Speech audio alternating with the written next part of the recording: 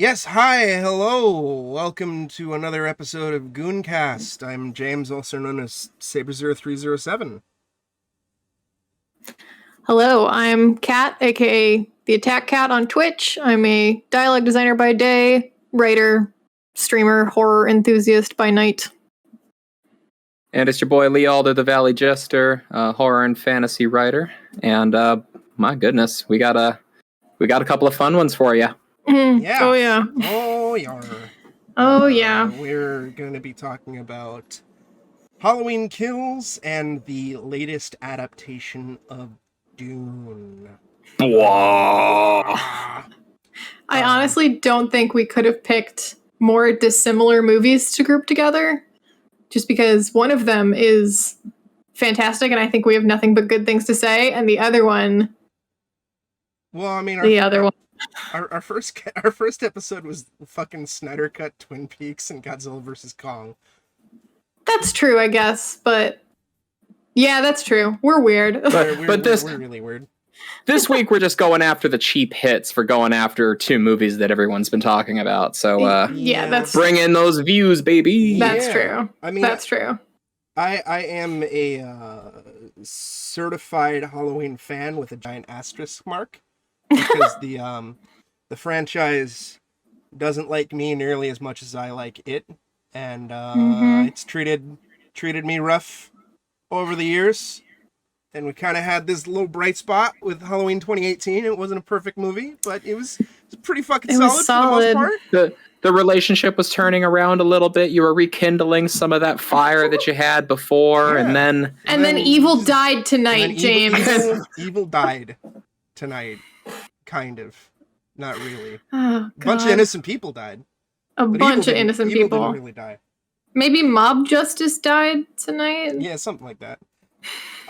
So if you are living under a rock or you're unaware, Halloween Kills is the latest choose-your-own-adventure entry into the Halloween franchise, because this series has been rebooted and soft rebooted and remade so many fucking times over the last 40 goddamn years. It's, I believe, it's the 12th entry in the franchise, but in regards to this current continuity, it is the third film, which goes Halloween, then Halloween 2018, and, Halloween 2018 is I think I mentioned in the Candyman podcast, I hate the fact that it's just called Halloween. Yes. Yes. And now Halloween Kills. It'll be followed up with Halloween Ends next year, and yeah, this is just kind of a waffling middle chapter that was really, really, really stupid. It was... Yeah, and that's kind of the best way to summarize the pacing and tone of this movie is definite middle chapter. And not in the cool middle chapter way, like Lord of the Rings, the Two Towers. Yeah. In that way of like, we're not going to really commit to anything happening in this film. Yep. Except to drive us into a third act. Yeah. It's in that way where they had a two screenplays, and then they decided, hey, wouldn't it be neat if we had a third movie? And then they like shoehorned in a third movie. Yeah. Well, I didn't even know this was a trilogy in the first place. Yeah. Same. Yeah, it Same. was well, when it was first announced, Halloween 2018, Danny McBride and David Gordon Green were like, yeah, we initially pitched two movies to potentially shoot back to back. And that got greenlit. But then we decided to basically just focus on Halloween 2018 because, if we make this movie and everybody hates it, then we're basically kind of stuck for a year with this other movie that, like, oh, nobody, nobody's gonna like it, nobody's gonna watch it, sort of thing. So we'd rather focus all of our efforts into this. And that was the game plan, as like leading into Halloween 2018. And then after the mega success of Halloween 2018, Blumhouse and David Gordon Green and Danny McBride were like, LOL JK, there's two more movies coming out. And Waka waka. Yeah. I mean, at least for me, there was kind of initial excitement just because it was the same creative team. But yeah, that's the thing is I feel extra disappointed because, and people will say like, oh, it's a Halloween movie. What did you expect? There's so many bad ones. And it's like, yes, there were so many bad ones, but Halloween 2018 was kind of a breath of fresh air. Mm-hmm. Like, when I saw it, I was like, whoa. Like, and, full disclosure, I'm not the fan that James is. I've only seen, I think you showed me the second and third one. I showed you the third one. And I know I've seen I've seen H2O, or like whichever one's introduced there's like a hospital chase thing. I don't remember which one it was. That's Halloween 2.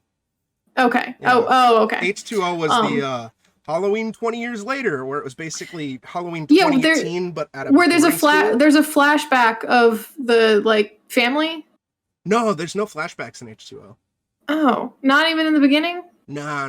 Not even a little one? No. Weird. Okay. Well, then I guess I've literally only seen the first 3 movies. Oh, I know what you're thinking of. You're thinking of Rob Zombie's Halloween 2, where there's a dream sequence at the start of the film, which is a hospital sequence. Yes, that's the one I've seen. 2 years later. Yes. Okay. Rob Zombie. Okay, yes. So I've seen the Rob Zombie remakes, I think. Okay.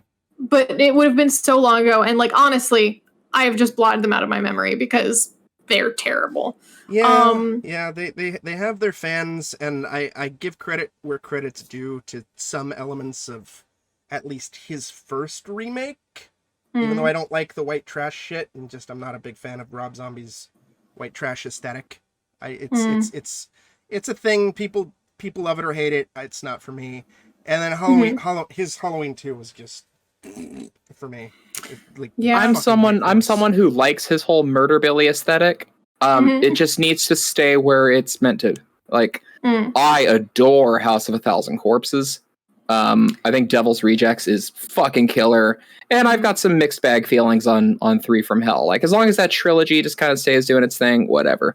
But letting it bleed into your loving homage to a classic series is it's just not meant to be. Yeah. Although I did have one of my favorite theater experiences of my life seeing Rob Zombie's first Halloween film. Short version is 10 minutes from the end of the movie. A couple of teenagers sneak in and start yelling shit at the screen, and really inappropriate shit, like yelling from Michael to rape Laurie and all this shit. Cool. And as soon as the credits hit, one kid goes, "Man, fuck that movie, that sucks." And I yelled something snarky like, "Hit puberty." And other kid turned around, "Who said that?" And my dad, all 6'3", leather jacket clad Native American that he is, stands up and points at this 13-year-old and goes, "You want to go, motherfucker? You want to fucking go?" And they run away. And then my dad sits down and respectfully watches the credits in silence. And then as soon as the lights in the theater come up, he just goes, "Let's find him." And we did not see the children on the way out, but he basically became the Shape walking through the theater trying to find his kid. Oh my god! But anyway, fantastic. But yeah, so in case it's not clear, I really liked Halloween 2018. I thought it was a really fascinating film, a loving homage. I'm one of the people who actually liked the characterization of the very bit parts that died very quickly. Yeah. I thought that they conveyed in very few words characters that were unique and not just your standard slasher movie trope characters where it's like, "Oh, I'm the dumb cheerleader. Haha, let's go have sex." Or "Oh, I'm the stoner kid, I'm that kind of thing. I'm gonna get my dick wet. Yeah, it was where you can actually say "Hey, that the kid who wanted to do ballet instead of going hunting," or the cops who talked about sandwiches. You can actually, say that, and I know what you're talking about. I know those characters. The babysitter who was giving the child shit about his search history. Yes. There's very few victims in that movie where they were just generic nonsense, cookie cutter. Or yeah. There was enough there for you to actually care when they got killed. Yes. The podcasters were dicks, but I still cared when they got killed because they don't deserve that. Yeah.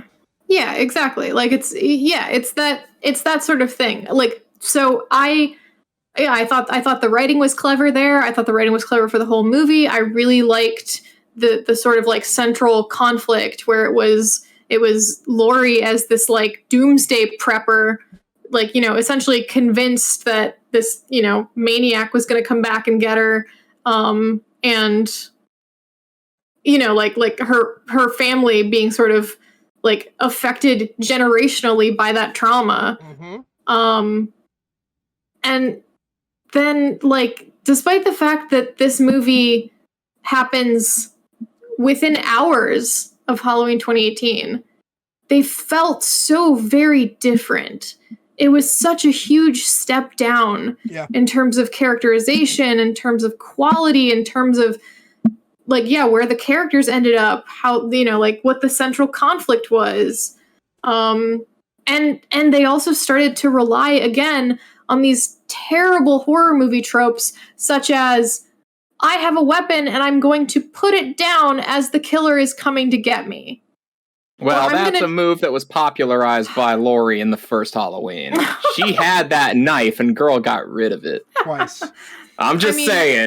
I mean, okay, fair enough, fair enough. But other than that, yes, absolutely. But that was also like the 70s, right? Yeah. And this is, to be fair, this is and the 70s were a 2021. crazy time. To be fair, it was also like the I'm not going to say the first slasher because it's not, but like it was one of the first slashers. Up until that point, there was no real supernatural threat or whatever. Like when a killer got, they got. And to be fair, she did stab Michael in the neck with a sewing needle, which would probably kill or incapacitate most people. And then later she stabbed him in the eye with a coat hanger and stabbed him in the chest with a knife, which also hypothetically should incapacitate most people. But Michael being Michael is, It's not most people. But by this point, it's like the motherfucker got shot 6 goddamn times and kept walking. He got put through a severe amount of punishment in this film. And and I think to that, and to that end, what James is saying, where it wasn't the first slasher movie, but it was one of the first. So it was kind of like what started establishing those kind of tropes. So it wasn't a trope at that point, right? It was a character making a mistake. Versus now we've had 40 years in between them of a ton of movies where characters do stupid shit just because the plot needs to happen to them. And that's all I was seeing on screen. And I was like, how is this the same writing team that I was admiring for being clever? It felt to me like a typical really dumb Friday the 13th movie, but not nearly as fun. Yes, absolutely. And I know, I think we've talked about it a little bit, and I know like Red Letter Media covered a lot of our opinions on their podcast, but I wanted to bring up one that I disagreed with, which was that the extremely gratuitous deaths in this movie were still fun. I did not find them fun. Agreed. They weren't really the entertaining kind of.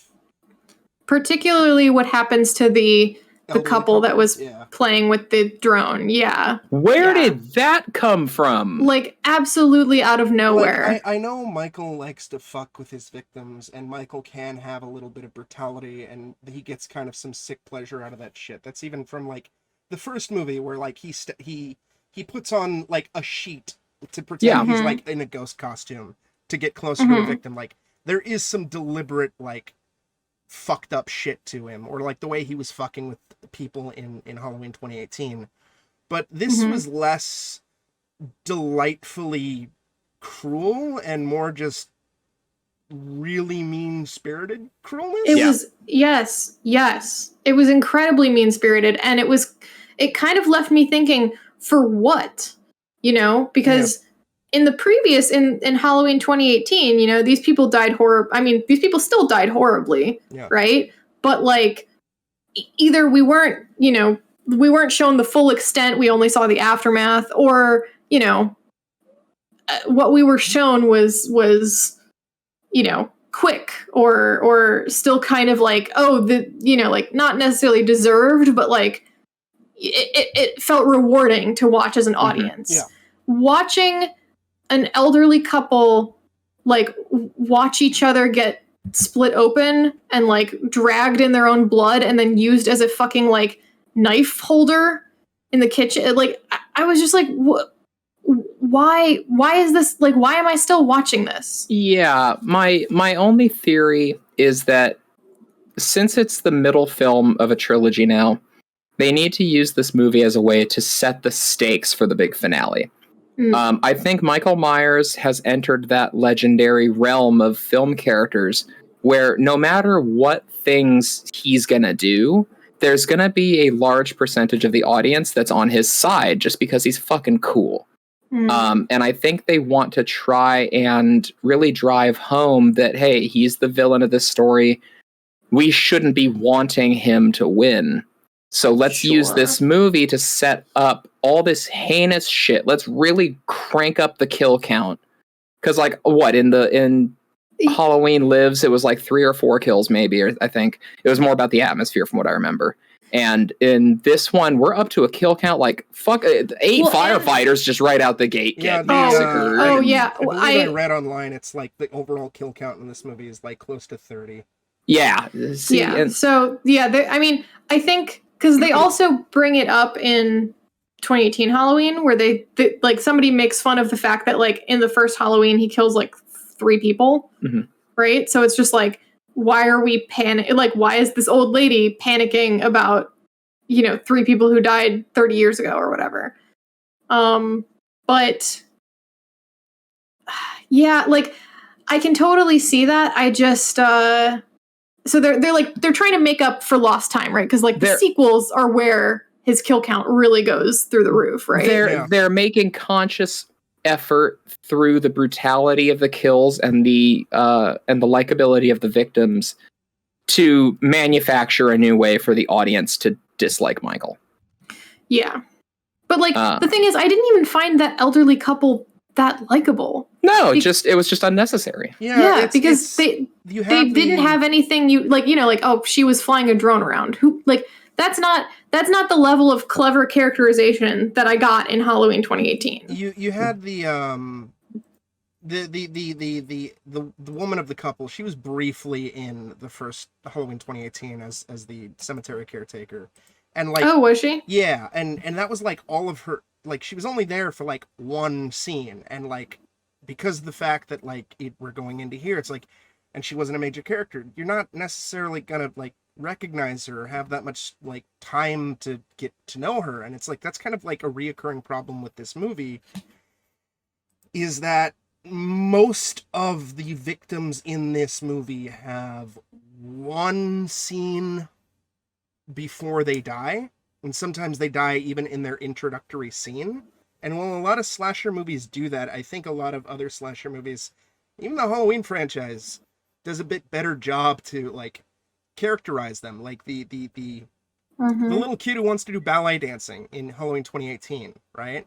He dies basically in his introductory scene.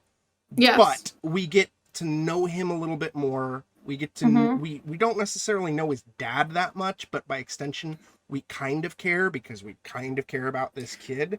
And we do a little, because we know his, like, at the very least, we know his dad is, like, somewhat, like, he's not, because, gosh, I'm trying to remember that exact scene, but I think he wasn't not supporting his like, dance career because of, like, any sort of bigotry. He was just like, I want to spend time with you. This is how we spend time together. Yeah. Right?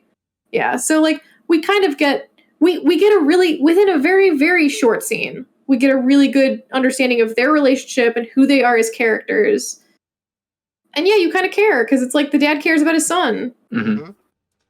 And it, more importantly too, like, the scenes were tense and really, really, really well shot and really creative. Even the, like, that's one of the things too that was missing about this, was, like, creative filmmaking, because, like, there's that super long tracking shot in Halloween 2018, and we see Michael just kill 2 random people who we know nothing about. They're just there to show the threat that is Michael.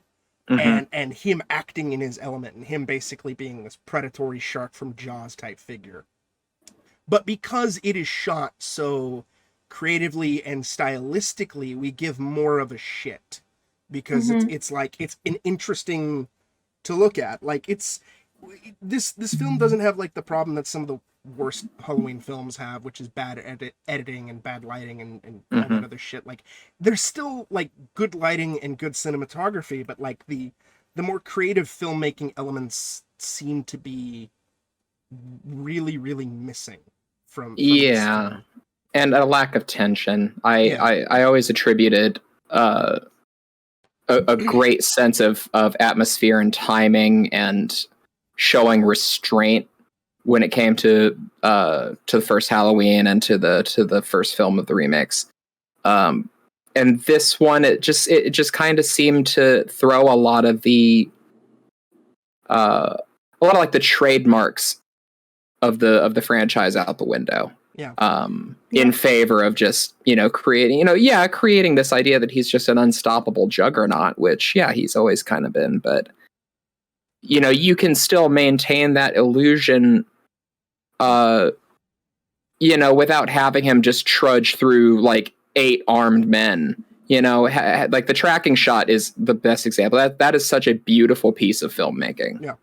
It's like 3.5 minutes or something, or 4 minutes. Something like that.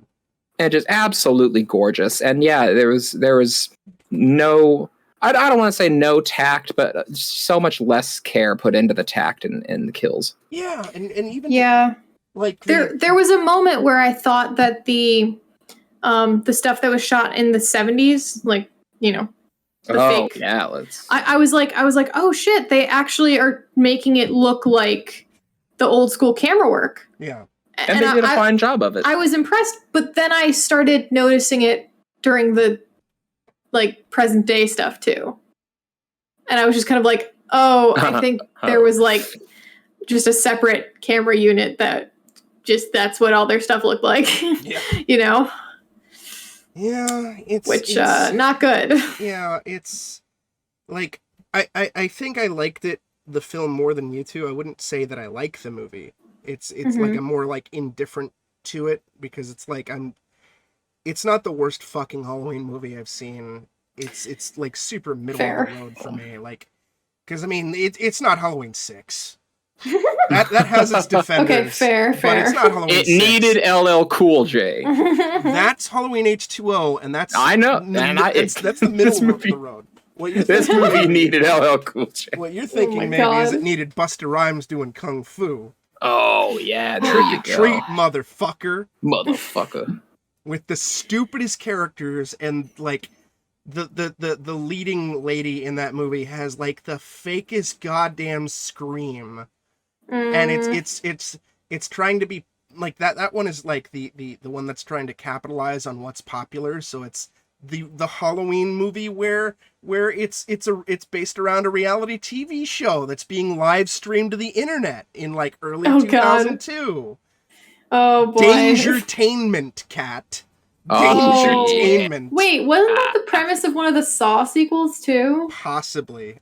I don't remember. It's been a while since I've seen the Saw movies. They're all just trying to be grave encounters. Yeah. Damn right they are. And at least in this one there wasn't fucking Michael's mom running around with a white horse. Have you both seen Grave Encounters at this point? I have, yeah. But can we also talk about Grave Encounters then during this podcast? Sure. I don't know, because I might want to save Grave Encounters for a ghost episode. That might be okay. Yeah, all right, fair enough. I did want to pair that with Demon House. Yes, perfect. Oh my gosh, we should. Wait, have you seen the second one, Grave Encounters 2? No, I have not. Okay, well then we'll have to watch party that one then. Okay. Sounds good. So I wanted to harp on 2 more things with you guys. Are they named Big John and Little John? No, but we should get into that. The 2 things I wanted to talk about were the dialogue and you mean copy-pasting Evil Dies Tonight and 40 years ago? Yes. And the mob justice theme. Oh dear. All right. Well, that's the can of worms. Yeah, I don't know what you guys want to dive into first. I want to start with the mob justice thing just because on a more personal level, and in the last couple weeks, I've seen some interviews and footage and whatnot about like some of the cast and crew talking about how it's basically kind of playing into like what happened on January 6th. And I'm sitting here going, this entire movie was in the fucking can last year. It was going to release in October of last year. Don't lie, or don't try to force in like this aftermath stuff and try to say, oh yeah, the movie's is about that, when it's like, yeah, it's not. and It wasn't that, but I have seen cast members referencing that it was inspired by Black Lives Matter. I've seen that too. I saw that as well. And I'm like, in general, I think, like, I don't think they were inspired by any one particular event or mob justice type event. Although I did have a theory, or I did have a like suggestion in when we were watching it, which like I don't actually think they took inspiration from, but it is somewhat relevant. I honestly don't think they referenced anything because the message is so muddled in what they're doing, because essentially the mob kind of like tries to come together to get Michael, gets a different unrelated victim out of it, right? Well, I guess he's kind of related, but like, you know, not to Michael, and he's basically innocent. And then ends up like getting their asses kicked by the Shape, the horrible thing that they thought they could all take down, but they can't because mob justice doesn't fucking work. But it's just like, so what was the point of all that? Like if you have a real world corollary, you're saying that, like, what are you saying about Black Lives Matter? That's the parallel you're trying to draw. What are you saying about the January 6th stuff if that's the parallel you're trying to draw? You know, like, any way you slice it, any way you try to like analyze it from a like critical political like standpoint, it's just like this metaphor completely falls flat, because you're like, okay, so is it good or bad? Like, what side are you being on? Is it like the common people trying to like get over a trauma and like, you know, I'm sure we've all seen the Jamie Lee Curtis footage at this point, right? Where she's saying like it's this like community trauma that's similar to like what generated Black Lives Matter. But it's like, but then what you're saying is that community trauma, like, will just get more people killed. Like, we'll just like end with them killing innocent people, like end up with them being the monsters, as you know the dialogue so elegantly puts it, right? Like, I really think it would have been better if they didn't say anything, because at least honestly, like, yes, because like is me as the Halloween connoisseur that I am, one minor nitpick that like Halloween 2018 does is it borrows little bits and pieces throughout the franchise and kind of takes it and does its own thing. Like, the biggest thing is that Halloween 2018 almost feels like a remake of Halloween H2O, right? Where because it's the same basic idea, where it's ignoring previous sequels, and it's X amount of years later, and Laurie Strode has PTSD and is afraid that Michael is going to come and get her, and Michael shows up, and it's this big showdown, the first time in X amount of years, right? And Halloween Kills, as I mentioned it in chat before, it does it even more so. Like, mob justice and like having like the community gather because of this community trauma and wanting to take down Michael Myers is already covered in Halloween 4, right? And even the idea of mob justice getting an innocent person killed already happened in Halloween 4, where you get a bunch of fucking drunk rednecks like, oh, that's Michael, and they just start firing their shotguns into the fucking melt his head and on then my it's wall. like, oh god damn it, it's Ted Hollister, we didn't kill Michael Myers at all, oh shit. And it's like, it's already been done. So like, as a casual viewer who is not who maybe hasn't seen any of that shit, right, I'm just gonna think, okay, you know, it's just a throwback or reuse of a plot element from Halloween 4, right? Yeah, and that's probably the explanation. That's probably the whole explanation, is that they were like, hey, what worked in the previous movies? Let's do this again. This will be cool. We had a hospital set piece. Let's do that again. That'll be cool. And then they're trying to make it like headier by bringing in real world themes, and it's just like all you're doing is further muddying your messaging, because it's very clear you didn't actually either one, think of the ramifications of that theme, or two, like you didn't actually understand the real world sort of interpretation of that theme. Like, it's just like they were going for an incredibly deep message, and we got a ham-fisted allusion to like a Twitter witch hunt. Yes, and that's so that was actually, I think, one of the things I suggested, because somewhat related was when Reddit was trying to like play armchair detective after the Boston Marathon bombing. Oh God! And they ended up thinking it was this one person who had gone missing roughly around the time that it would have like made sense for them to be planning a bombing, and it turned out that like that person like wasn't the bomber, and all of the sort of negative attention they got, apparently they were also already on the verge of taking their own life, and that kind of pushed it over the edge. Yeah. So like I also don't think they were referencing that, because it's so old. It's such an old story, and like nobody has brought it up in interviews or anything. Like you would think that would be like the first thing. Like, no, we've been planning this forever, and like the stuff we were looking at was more like this, or like these kind of like Twitter mobs, or like this sort of thing. Yeah. So perhaps I'm giving them more credit than is due, but yeah, like that it was an example of like a real world, like, yeah, you kind of got to be careful who you like don't just throw out accusations, or try to, like, witch hunts are bad. Yeah. That's why the whole term witch hunt implies something terrible. It implies the devil. It implies the devil. That's never gonna get fucking old. But then that's kind of that's kind of the perfect segue then, because a lot of what makes the theme so bad is how it's delivered, which is very often through incredibly ham-fisted, like, repetitive dialogue. Yeah.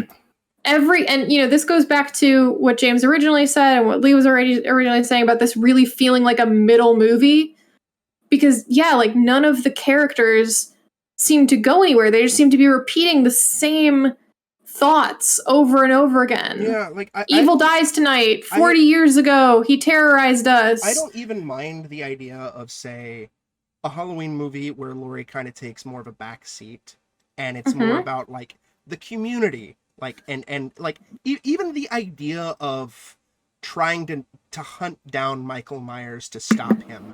I'm not inherently against. I'm like, oh, that sounds like an interesting idea. Like, you've had previous Halloween movies that do that, but the way this does it is just so ham-fisted, and everybody is given very shallow character development and incredibly if we had pivoted and we had said, okay, Laurie and her family her surviving family are recovering in the hospital. We're going to have occasional check-ins with them to see how they're recovering, but mostly this night is going to be about the rest of the town. It's going to be a completely different cast as your main cast, and we're going to follow them as they do various things to either hunt or be hunted by Michael Myers. Yeah. Mm-hmm. That would have been a cool movie, but really instead, and the thing is, like, this movie also committed one of the very common sins that middle movies do, where it just like expects us to remember the characterization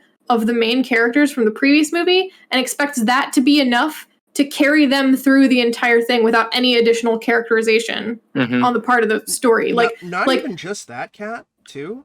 They expect us to remember what Sheriff Brackett was like 40 years ago. So it's an important moment when they bring him back as a security guard at this hospital for the 2-3 scenes that he's in. And his entire thing in this movie is just a couple of lines about, he killed my daughter. And it's like, yeah, he has a reason. We're the monsters. Yeah, he has a reason to be pissed off at Michael. His daughter's fucking dead. right? It was incredibly member-berries. That and super member-berries. Nurse Marion being like in the bar with the kids who survived the night before. Why is she hanging out with You these remember? people? Like she was literally in her 20s or 30s when these kids met Michael, and not only that too, but like the entire last act of the movie hinges on idiot plot. Yes. Where you have Lonnie and his son and Allison outside the Myers house. It looks spooky. The residents, Big John and Little John, are probably dead. They are. And they go, I'm gonna go in there by myself. Yep. We're not gonna call for backup. We're not. They aren't even giving like us a solid enough justification as to maybe why they wouldn't wait for backup. Maybe they hear a scream inside, right, and go like, "Oh, let's get in there and try to save whoever that is." If you had heard him, killing one of the Johns, like that would have been. Michael like opens the window and pokes his head out and goes, "Come get me, bitch!" Like, yeah, Michael moons them, and they're like, "Well, this can't stand." Yeah, I will not allow this. The evil dies tonight. Evil dies tonight.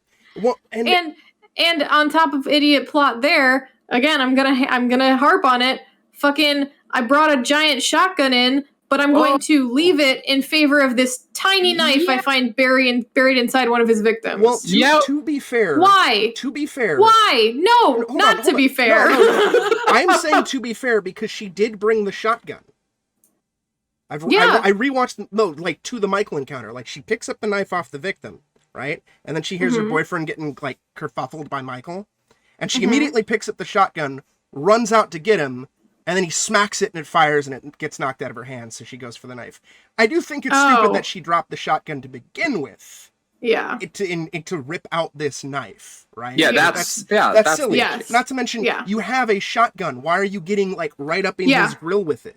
Within knocking distance. There's plenty of, but at the very least, it's probably going with the movie logic of shotguns don't work unless they're like literally like in the person's face, which is so stupid. Yeah. And shotguns work from very far away, guys. If Doom taught me one thing, it's that shotguns were born and bred for the sole purpose of fighting evil. Exactly. And evil dies tonight. And evil dies tonight. The other thing too, and this is more of a like leading into Halloween ends or whatever. The screenplay Halloween concludes. The screenplay had leaked before this movie came out, and I read it right like months ago because I was like, if the screenplay's out, sure, why not? I'm morbidly curious to see if this is legitimate and to see what gets changed, because just because the screenplay leaks doesn't even necessarily mean it's the shooting draft, right? Yeah. And then I've also read stuff from David Gordon Green about adjustments to the movie after watching the movie. And one of the big things is the fact that the initial idea for this trilogy was all three films take place across the span of the same night, right? But now Halloween Ends is going to be taking place time skip wise, apparently 4 years later. Oh, fuck and off. It's even going to somehow incorporate like what happened with COVID into everything. No, and I'm just like, no. If you're doing that, then why not revamp your current ending so it doesn't end on a cliffhanger that feels as though the next movie picks up immediately after? Yeah. And like one of the other things too, fucking time skip of Michael sitting at home with a little mask over his Shatner mask. One of the things. Oh my god, yes. He's taking up knitting and collecting Pokemon cards. He's literally just knitting at the window that he wanted to stare out of this whole time. That's what he does for 4 years. One of the things too that, like, David Gordon Green has said this in an interview about the ending that got changed, and I'm kind of salty that it got cut. Is after, I mean, we've already spoiled it and everything like that. After Michael murks Laurie's fucking daughter, there's supposed to be a scene where Laurie picks up the cell phone and calls her daughter's cell phone to be like, where the fuck are you, sort of thing. And Michael picks it up and breathes into the phone. And Laurie basically knows, my daughter is dead. Yeah.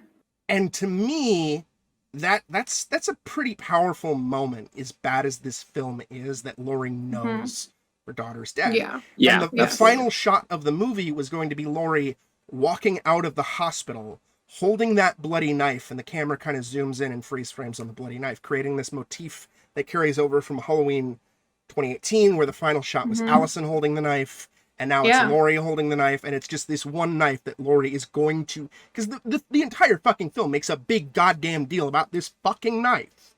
Mm-hmm. And then they cut it, because, we don't want people to think that the next movie is going to take place immediately after this one, because we're going to do a time skip. The entire movie's structured as though the next movie is going to take place immediately after this one. Yeah, like even I without love that idea. Like, even without that scene, it still feels like it should have an immediate follow-up. Yeah, because the previous film had an immediate follow-up, and this one literally hinges on, her daughter just died. Okay, so what's Michael gonna do? Just leave? What is the town going to do? Yeah, what is the town going to do? Just still try to kill him? So like 50 more people died tonight? But we don't get to see that. We're just gonna skip ahead for, 4 years. Yeah, it's... the only way I can allow it is if the third movie starts with a voiceover prologue of Laurie on an airplane flying to like Costa Rica because Michael's just globe-trotting to get away from her. Oh my god. She's just been following him for 4 years. He keeps texting him. She keeps texting her daughter's phone, "Evil dies tonight." That sort of thing. Yeah, and he'll text back like italics breathing. And you know there what? You go. You know what? Even still, who's to fucking say her daughter's dead anyway? Because Officer Hawkins got fucking stabbed in the goddamn neck in Halloween 2018. And it was pretty fucking clear that he's dead. And in this movie, it's like, LOL, nah, he's fine, man. That's true. So maybe they'll just be like, well, no, she's still alive. Well, no. And here's the thing that really frustrates me, in addition, is that, with the characters kind of not progressing at all from their starting points, you had a decent starting point for that, right? Because, thinking back on the 2018 film and, like, this current film, right, like they mention, my gosh, her daughter and her granddaughter mention that, their dad died, the dad in their family died, right? He got killed by Michael. So it's like, now they have this trauma that's been realized, but they kind of just, like, regressed Judy Greer back into being the, like, no, Mom, you can't do that.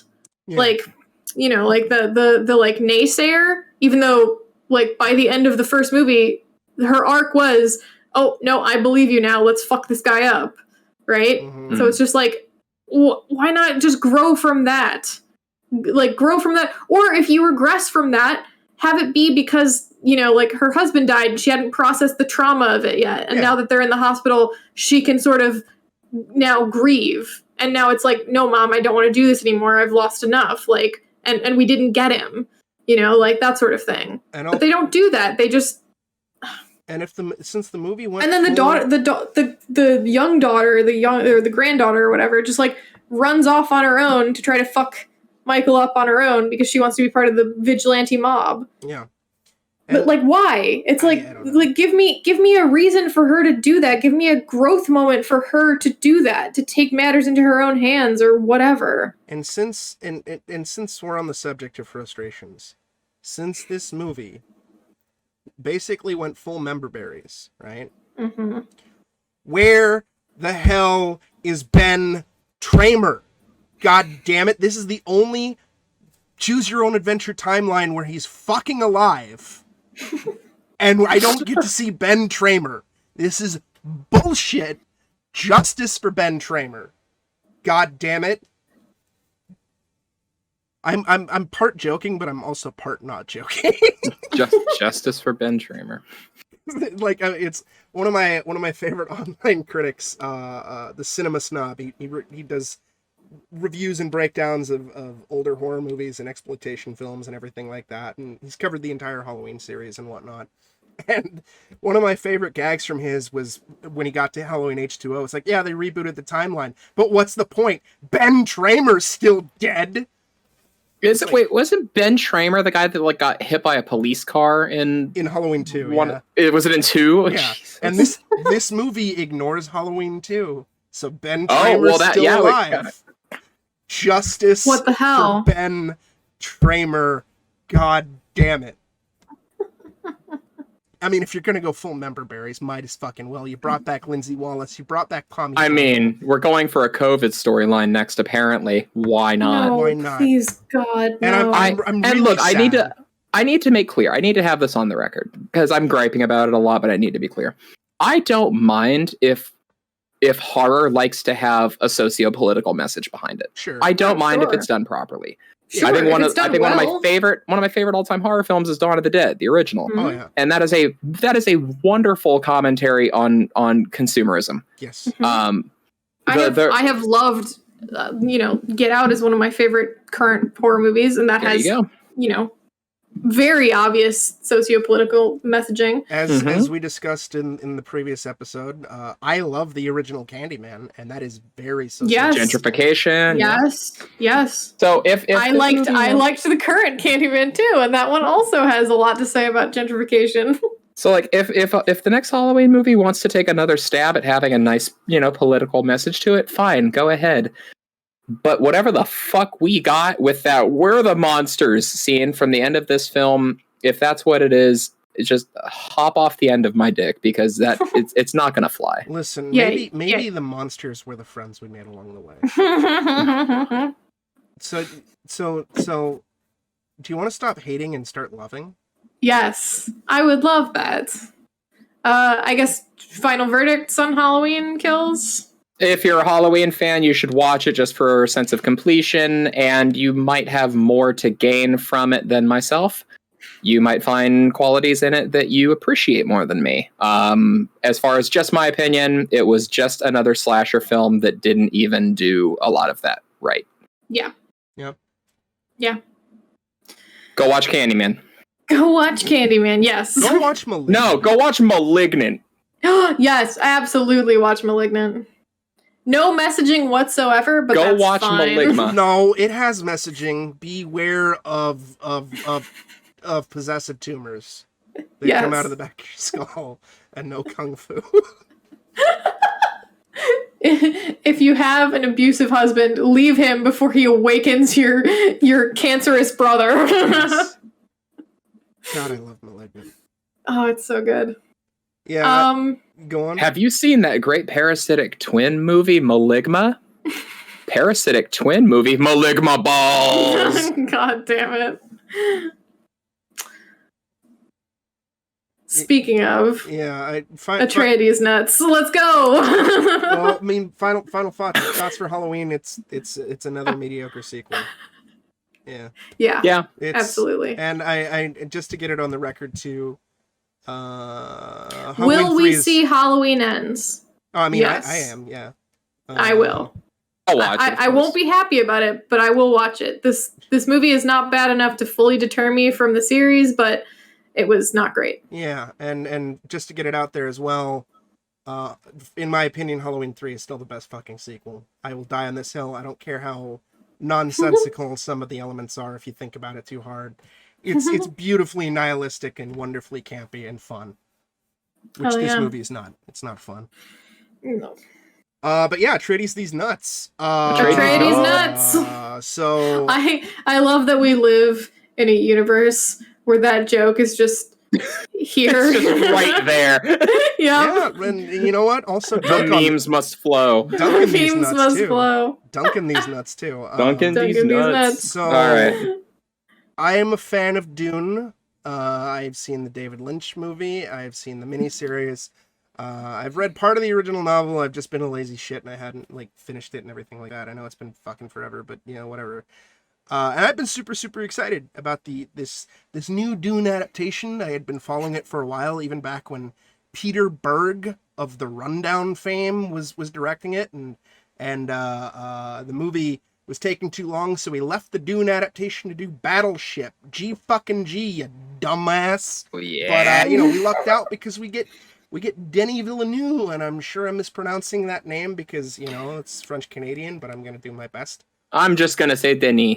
Yeah. Mm-hmm. And you'll know who I'm talking about. I loved Sicario, which was my introduction to him. I really enjoyed Arrival. I love Arrival. I fucking loved Blade Runner 2049. Yep. So I had really high expectations for this movie, and despite some minor criticisms that kind of can't be avoided considering the fact that you're splitting a behemoth of a novel into 2 movies, I fucking loved this movie. Yeah. Yeah. We did a watch party for this 2 weekends ago, I think. Yeah. Maybe 3. No, 2, I think. Yeah, 2. Yeah. It was quite recent. Time is a flat meaningless. circle. Yes. But I remember it was one of the rare watch parties where all of the goons were silent for the majority of the film. I think there was one moment where all 3 of us thought about making a comment regarding Ancient Lamentations. And we did not because so I Lee, correct me if I'm wrong, but you and I have no foreknowledge of the Dune series. Yeah. I haven't seen any of the movies or read the book or anything like that. Yeah, this is one of those cases of I know the reputation of Dune. Which, if you're a fantasy fan, you always get, roped into the sci-fi fantasy genre, but I always veered hard left into that fantasy. And I've had a few exceptions and, dipped my toes into sci-fi. Yeah, I'm actually, curiously, I'm the opposite, but I've still never, Dune just kind of passed me by a little bit in that regard. Yeah, it's something I never had any exposure to, and the original film is one that I just never really got around to watching. I am a massive fan of David Lynch and share his interest of factories and nude women. As we all do. Yeah, but it's a movie I never got around to watching, even though I want to see Sting in like a black armored xenomorph Speedo. But yeah, it's just never something that happened. And when this movie first started getting the trailer rounds, hang on, is that character? You have not met that in character the current. Yet. Okay, cool. Yeah, you haven't met Speedo Sting yet. That cool. That character is Dave Bautista's brother. Oh shit! Yeah, okay, so fantastic. Yeah. So all right, he's continue, going to be Lee. Sorry. He's going to be one of the deliciously evil Harkonnens. Amazing. But yeah, so when the trailer came out and first started making its rounds, I didn't have any pre-existing love for the series. I thought, okay, here we go, time for another big blockbuster. And then I heard it's, this age-old epic that they're going to split into 2 movies. I'm like, oh Jesus, here we go. I was getting flashbacks to The Hobbit. I'm like, oh, here we go. Let's needlessly split up this book into too many films. But then I did some research, and this book kind of had a reputation for being unfilmable. Like it was just, there was too much lore, there was too much depth. Something was gonna get lost in translation. That was the only thing that I had been familiar with regarding the Dune adaptations, was that it was largely regarded as, we can't make this, and a lot of great sci-fi concept artists cut their teeth on trying to get this adapted back in the 70s. Oh yeah, there's a very well regarded H.R. Giger. Yeah, there's a well regarded documentary that I still haven't watched yet, Jodorowsky's Dune, about his attempt to make this into a movie, and because it's Alejandro Jodorowsky, who is a fucking insane crazy person, it was basically going to be like this 14-hour long movie, and they spent most of the budget on pre-production before they could even film anything. Infamously, he wanted Salvador Dali, I believe, to play the Emperor, who we also haven't met in the movie yet, and Salvador Dali wanted, I believe, $100,000 an hour to be in the movie. And Jodorowsky negotiated with him where he would pay him $100,000 a minute but he'd only be in the movie for 5 minutes, and then every other scene that his character was supposed to be in, he'd be sort of played by this super intricate, like, replica automaton type thing, like a puppet, basically. And Dolly signed off on this. Orson Welles, I believe, was supposed to be Baron Harkonnen. That'd have been good. Amazing. Yeah, H.R. Giger was doing, like, the concept art and everything like that. I believe... Oh, no. Oh, yes. God, who was doing the score? It was How's your set design looking for Arrakis, Mr. Giger? Lots of sand and lots of penises. Yeah, okay. And that's one of the other things too, is like that adaptation like birthed so much other shit, because like Dan O'Bannon was working on Jodorowsky's Dune, and that's how he met and was introduced to the works of H.R. Giger, and that's why when they were making when he got Alien off the ground, he was like, we need to bring in H.R. Giger. Yep. And it's it's just insane. Yeah, like $2 million of the budget, $2 million of the $10 million budget had been spent during pre-production, and the script was the size of a phone booth. Phone book. The music. No, phone booth. You were right. Yeah, the music was going to be by Pink Floyd. Amazing. Yeah, what? it's insanity. Pink Floyd's The Wall. Mm-hmm.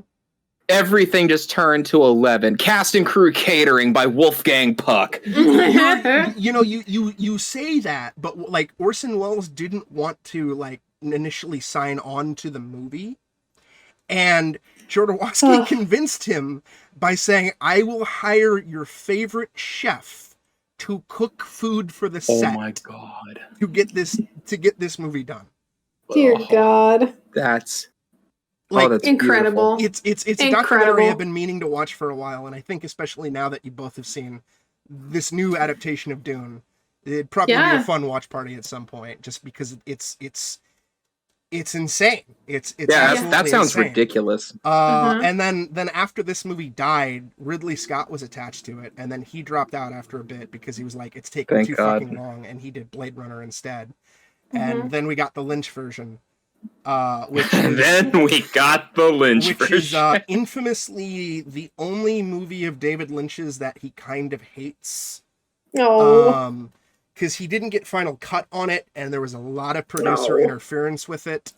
And if there's one thing David Lynch hates, and it's even so much to the fact that when the studio wanted to do a director's cut, he refused to come back to do one.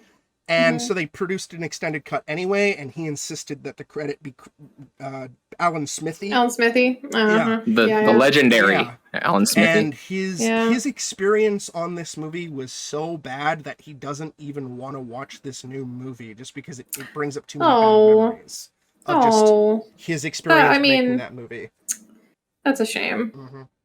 As someone who starts every day by watching David Lynch talk about the weather, I don't like imagining him in pain. Yeah. But it is also a shame because it's a good movie. I think you guys will all agree that this movie is great. Yeah. Absolutely. My immediate thoughts after watching it were not that I was like I said specifically that awed was the wrong word. Because I didn't feel awed by the movie, but the entire time we were watching, it's a 2-hour runtime or a little bit more, 2.5, something like that. Yeah. So it's a long movie. It's a hefty film, but aside from a handful of pacing issues, I didn't really feel the time. Because I was enjoying the ride so much, and I was enjoying the world that they built. And it truly did feel like it did exactly what you want an adaptation to do, where it gives you the world not in exposition, not in tired, over-explaining dialogue, but just in recreating the world such that, you understand watching these characters that you're just seeing the tip of a giant iceberg of lore that is slowly getting filter fed to you through the gorgeous visuals and the very minor decisions in set design, in acting, in characterization, in music, in everything that makes up a film. Yeah. And that's what I really liked about it. I feel like I'm sorry, go ahead. I was going to say, I know people who have read the books and were somewhat disappointed in some of the adaptation choices. But I think as somebody who has not read the books, I thought it was a phenomenal adaptation. I think the thing with adaptations is like everybody has their own idea in their head, for what something should be and all that. And I certainly was very much for a stickler of I want it to be as faithful as possible when I was like much younger. Yes. And while I do want like it has to be 100%, you can't change anything basically. And while I still want, a movie or an adaptation to be relatively faithful, so because like that's the whole point of an adaptation is to adapt something to the big screen.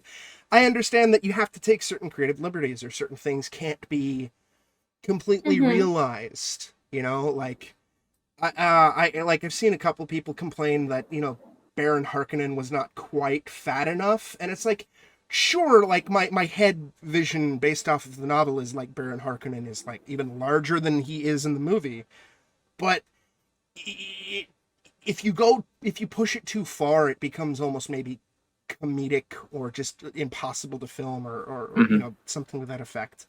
It's we didn't wind up with fucking late series Game of Thrones where it's just they're just hacking away and just throwing shit in willy-nilly and just throwing shit all over the place, And when it comes to adaptations, you need to try your best to adhere to a radical end of either side of the spectrum. It needs to be taking steps to be as faithful an adaptation as possible, or be very self-aware and go the complete opposite direction, and you get Paul Verhoeven to do Starship Troopers. Yeah. Here's this classic piece of sci-fi literature about the mental strain on a soldier going off to war. Fuck you, we're gonna make this propaganda fascist film. I was thinking Reanimator when you said that. Oh, there you go. Another fantastic one where it took a knockoff racist Frankenstein story and made it into this like glorious horror comedy that gets everything right for the most part. Yep. Where it's just like, Another classic example is the movie Adaptation, which started off as an adaptation of The Orchid Thief and then turned into Charlie Kaufman writing a semi-autobiographical account of how he tried to adapt The Orchid Thief before it veers off into its own fucking nonsensical fictional gibberish. Before it veers off into Nicolas Cage. Yeah. and typical Charlie Kaufman insanity. It's a very, very delicate tightrope, and the one thing is you can tell that the people involved in this particular adaptation had a lot of respect for the source material and that they were doing their best to make Dune available to a wider audience and to be as faithful as possible while also making adjustments to make sure it could fit within a 2.5-hour runtime.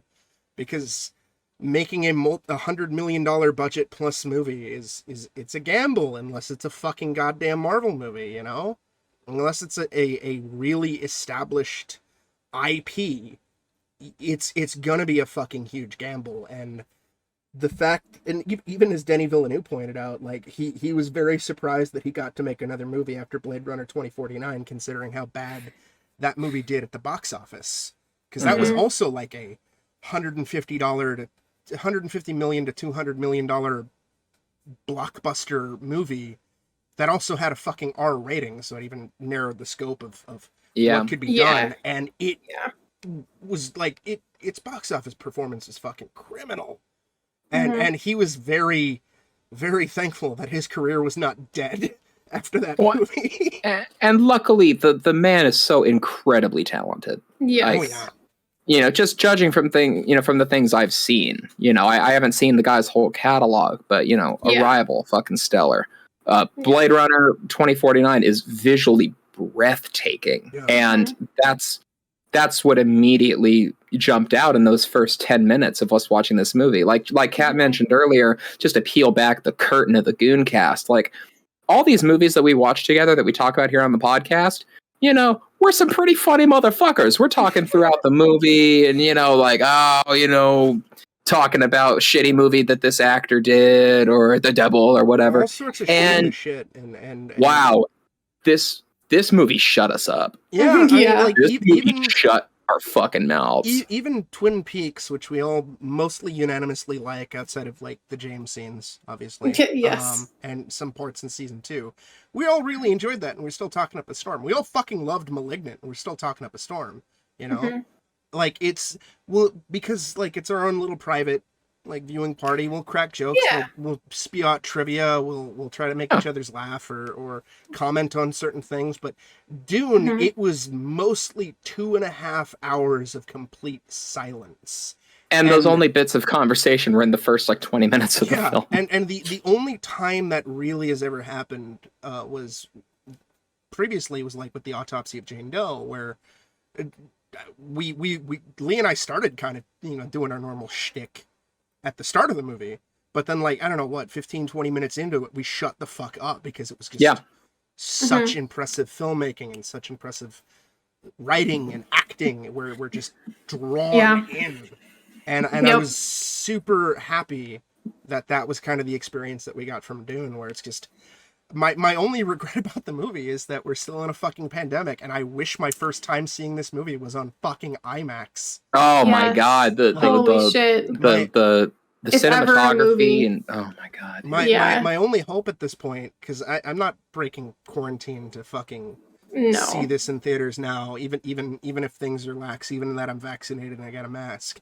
My only hope now is that the typical movie shenanigan thing where when Dune Part 2 comes out, they put Dune 1 in theaters in IMAX. Yeah, if that's the case, we're fucking doing both of them, baby. Oh my god, yeah, re-release it the week before, in IMAX, limited run, and then Dune 2 in IMAX. Even if they do the amazing, the fucking back-to-back thing, I would be there. Do they do that for new releases? Sometimes, yeah. They did that with, I would do that. Okay. They did that with right when The Dark Knight Rises was coming out. You could do the Dark Knight experience or whatever, where it's basically back-to-back in IMAX, Batman Begins, The Dark Knight, and then The Dark Knight Rises at midnight. And it was an intense, beautiful ride. That's awesome. They even fucking did it with Saw 4, Kat. Oh my god. The first Technically, that's what my group and I did for The Dark Knight, in that we watched Batman Begins on a laptop in the theater while we were waiting for the... There you go. The true cinematic experience. True Kino. And I know some movie theaters have done it with the Marvel movies right before an Avengers movie has come out, but I'm like, there's too many fucking movies from that got silly. AMC did that by us. When the first Avengers movie came out, they ran all of Phase 1 right before it, and it was like, oh Jesus, that's a little much. I could smell that from here. I could see doing Infinity War and Endgame back to back. Oh, hell yeah. I think some movie theaters literally did every MCU movie, and I'm just like, that's 20 fucking movies. I don't have 40 to 60 hours for this shit. Yeah, no, absolutely not. The only back-to-back viewing experience that I've I knew about was my theater back home used to run Lord of the Rings back to back. I think extended too, and it was like, hell yeah, all 14 hours. Yeah. Fuck yeah. Or an experience, rather. But yeah, no, this is one I definitely wish I had paid for in theaters, just to give them more money. But yeah, God, it was glorious. Yeah, I'll gladly pay for a re-release. Yeah, the visuals were absolutely breathtaking, but here's something that really needs the appropriate attention drawn to it. I'm just going to say some words right now. Timothy Chalamet, Rebecca Ferguson, Oscar Isaac, Jason Momoa, Stellan Skarsgård, Zendaya, Javier Bardem, Josh Brolin. What the fuck is this cast? Yeah. This is a lethal fucking cast. Everybody's on fucking point. Oh my! All the people giving point. Chalamet shit. There are people giving him shit. Oh my goodness, yes. They're what? criticizing his performance for being emotionally detached, and it's like, do you understand the fucking character? Yeah, what?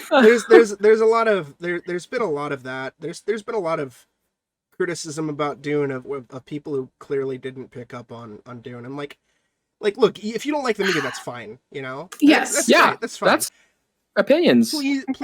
Opinions are like assholes. Mine are right. Please stop writing shitty op-eds about how it's a white savior narrative, because it's pretty fucking clear you didn't watch the movie or paid attention or didn't read the book. Because it's not.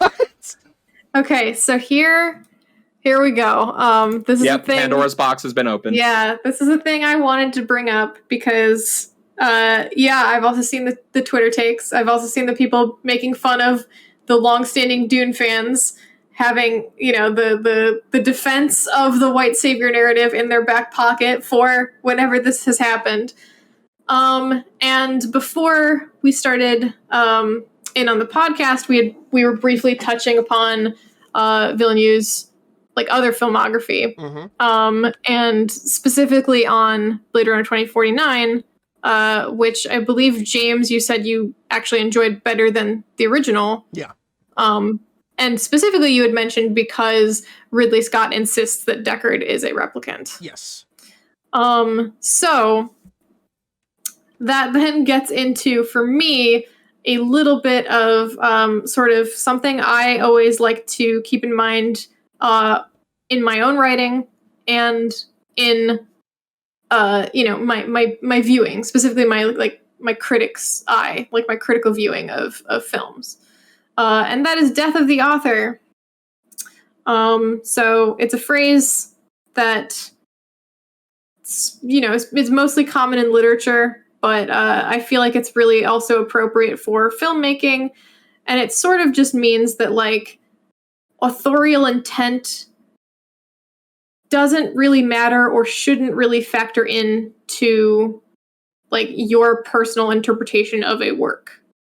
And in my mind, again, it's something I always keep in mind for my own writing, because there have been times where I've written a piece and I've gotten back feedback of varying degrees of, oh, I think it's about this kind of thing. Sure. And I'm like, no, it's actually about this. But if I get X amount of feedback that says, hey, I think this is what you were trying to say, and I was actually trying to say something else, that's not necessarily the reader's fault if they didn't pick up what I was laying down. If my words are getting misinterpreted so frequently, then I think possibly some of that is on me not communicating as effectively as I should have. If I really wanted that particular interpretation, if my authorial intent mattered that much.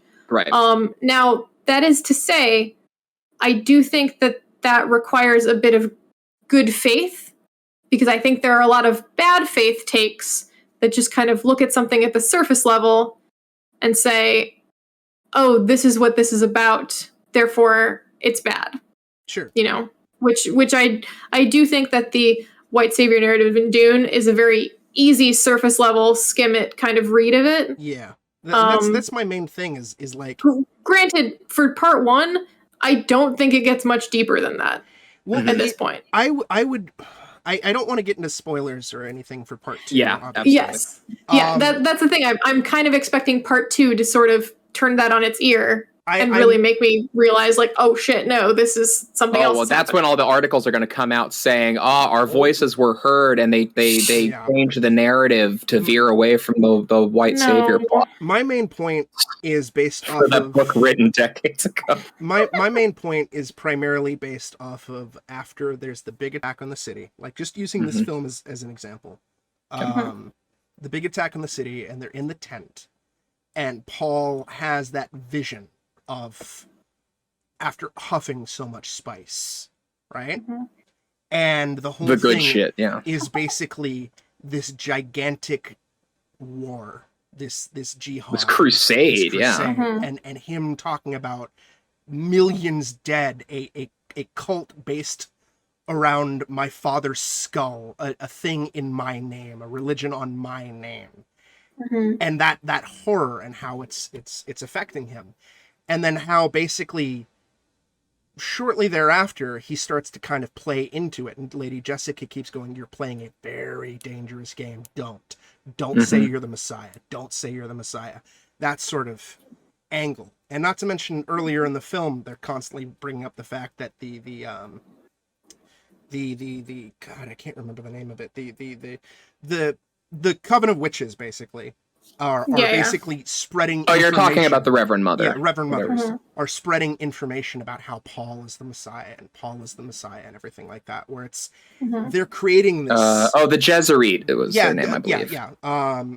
They're Good creating memory. this basically this cult around Paul, this mystical sort of thing that he is this Mm-hmm. chosen one.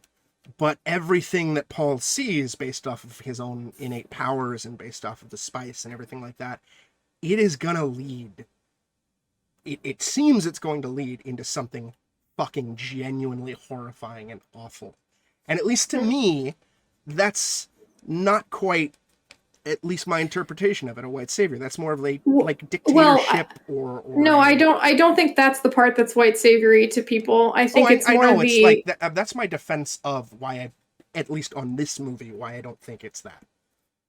Sure, but I think, I think you can still have the Messiah, also have the sort of, potential potential horrifying consequences of their birthright or whatever hanging over their heads, while still playing into kind of a, white people swoop in and teach the natives how to win, sure, kind of narrative. That is sort of the, like, again, it's a very simplistic view of the movie, and I don't at this time, I could see somebody coming away with that. I personally have more faith that, this book, just because people who have read it have told me that's not what it's about. Which great, I also cool don't if know it's not. if it's mentioned in the movie. If it is, I can't remember it. I'm pretty sure it's mentioned in the novel too. It's like the Fremen aren't even indigenous to that planet per se. They're basically also colonizers too. I think it is mentioned because they talk about them cultivating plants to live in the desert and stuff like that. Yeah. But nonetheless, you can't disagree that they are coded as more native than the other people. So that's where you get into the colonizer versus, that's where that narrative comes in, right? Yeah. Like, not to say that that will necessarily be how it plays out in part 2. I'm just saying I do understand people looking at this just at a glance, at a surface level, and being like, it's not for me because I really don't like that kind of narrative. Oh, I'm fine with people going, it's not for me. My main thing is when they view the movie and they view any piece of media and they don't necessarily do sort of due diligence or additional research or whatever and go like, hey, here's how it is surface level, but allegedly it's this. It feels more like the clickbaity thing and trying to get pats on backs and everything like that. And that's kind of always what rubs me the wrong way with the internet. And that's where my, like, bad faith take comes in, right? Like if you're doing this from a point of, like, I can see, I love Villeneuve's, like, visuals, blah, blah, blah, but I haven't read Dune, and frankly, from what's being presented, I wouldn't want to because, it's presenting the narrative this way, then sure, that's fine. But, like, yeah, when people sort of take it to the nth degree of you know, again, it's just that bad faith sort of. I am interpreting it this way, therefore I must be correct. And it's not also way exclusive of viewing authorial intent that is bad. It's not also exclusive to Dune either, since it's like bad takes on fucking everything in their cat at this point. And yeah, well, I mean, like, actually, like, a really good recent example is like Squid Game. That show has a lot of political messaging that's very distinct to Korea, and there's a lot of people, you know, a lot of American audiences who don't understand, you know, what the references are in that regard. So they interpret it one way, and it's like, no, you have like actual Korean or Korean American viewers coming in and being like, hey, let me give you a little history lesson on why, you know, this isn't actually painting the contestants as, you know, evil people. It's actually referencing these strikes and blah blah. You know, it's just like this whole like, you know, backstory that we as Americans might not be aware of, and therefore, you know, you're missing the context of, your take is bad because you need this backstory to it that really contextualizes the themes of the piece. So yeah, that's so like my to kind of put a pin on it, my feelings on like the original Blade Runner are similar, because I personally enjoy the ambiguity that's presented in the film, and I disregard anything Ridley Scott has to say about it. Absolutely. I also disregard everything Ridley Scott has to say on that movie, especially since the writer is even like, I don't know what the fuck you're talking about. He's not. It's no. Yeah. And then Harrison Ford is like, no. And then Denis Villeneuve was just like, I'm not going to answer. It's not my place. And I'm like, thank you, Villeneuve. Good for him. Good for him. Ambiguity. This fucking old man crazy Ridley Scott fucking bastardizing the Alien franchise even more. Oh God, let's not get into that. Let's not open that can of worms again. Too late, Mr. Scott. We have a problem that Prometheus wasn't enough about the aliens, and then the monkey paw curls a finger, and then he makes Covenant and goes, "Okay, I'll tell you more about the aliens, but it has to do with Jesus." We're like, oh no. Listen, we got Fassbender fluting himself. That's true. That's beautiful. All worth it? Question mark. I had somebody tell me that Covenant was more of a gothic romance than a horror movie because of the Fassbenders, and I was just like, yeah, I could see it. I hate you. I could see it. I choose not to acknowledge that statement. I could see it. Like it's Scott is his own worst enemy. I think he can be an exceptionally talented director, but he also needs a very good writer, and he needs to shut the fuck up.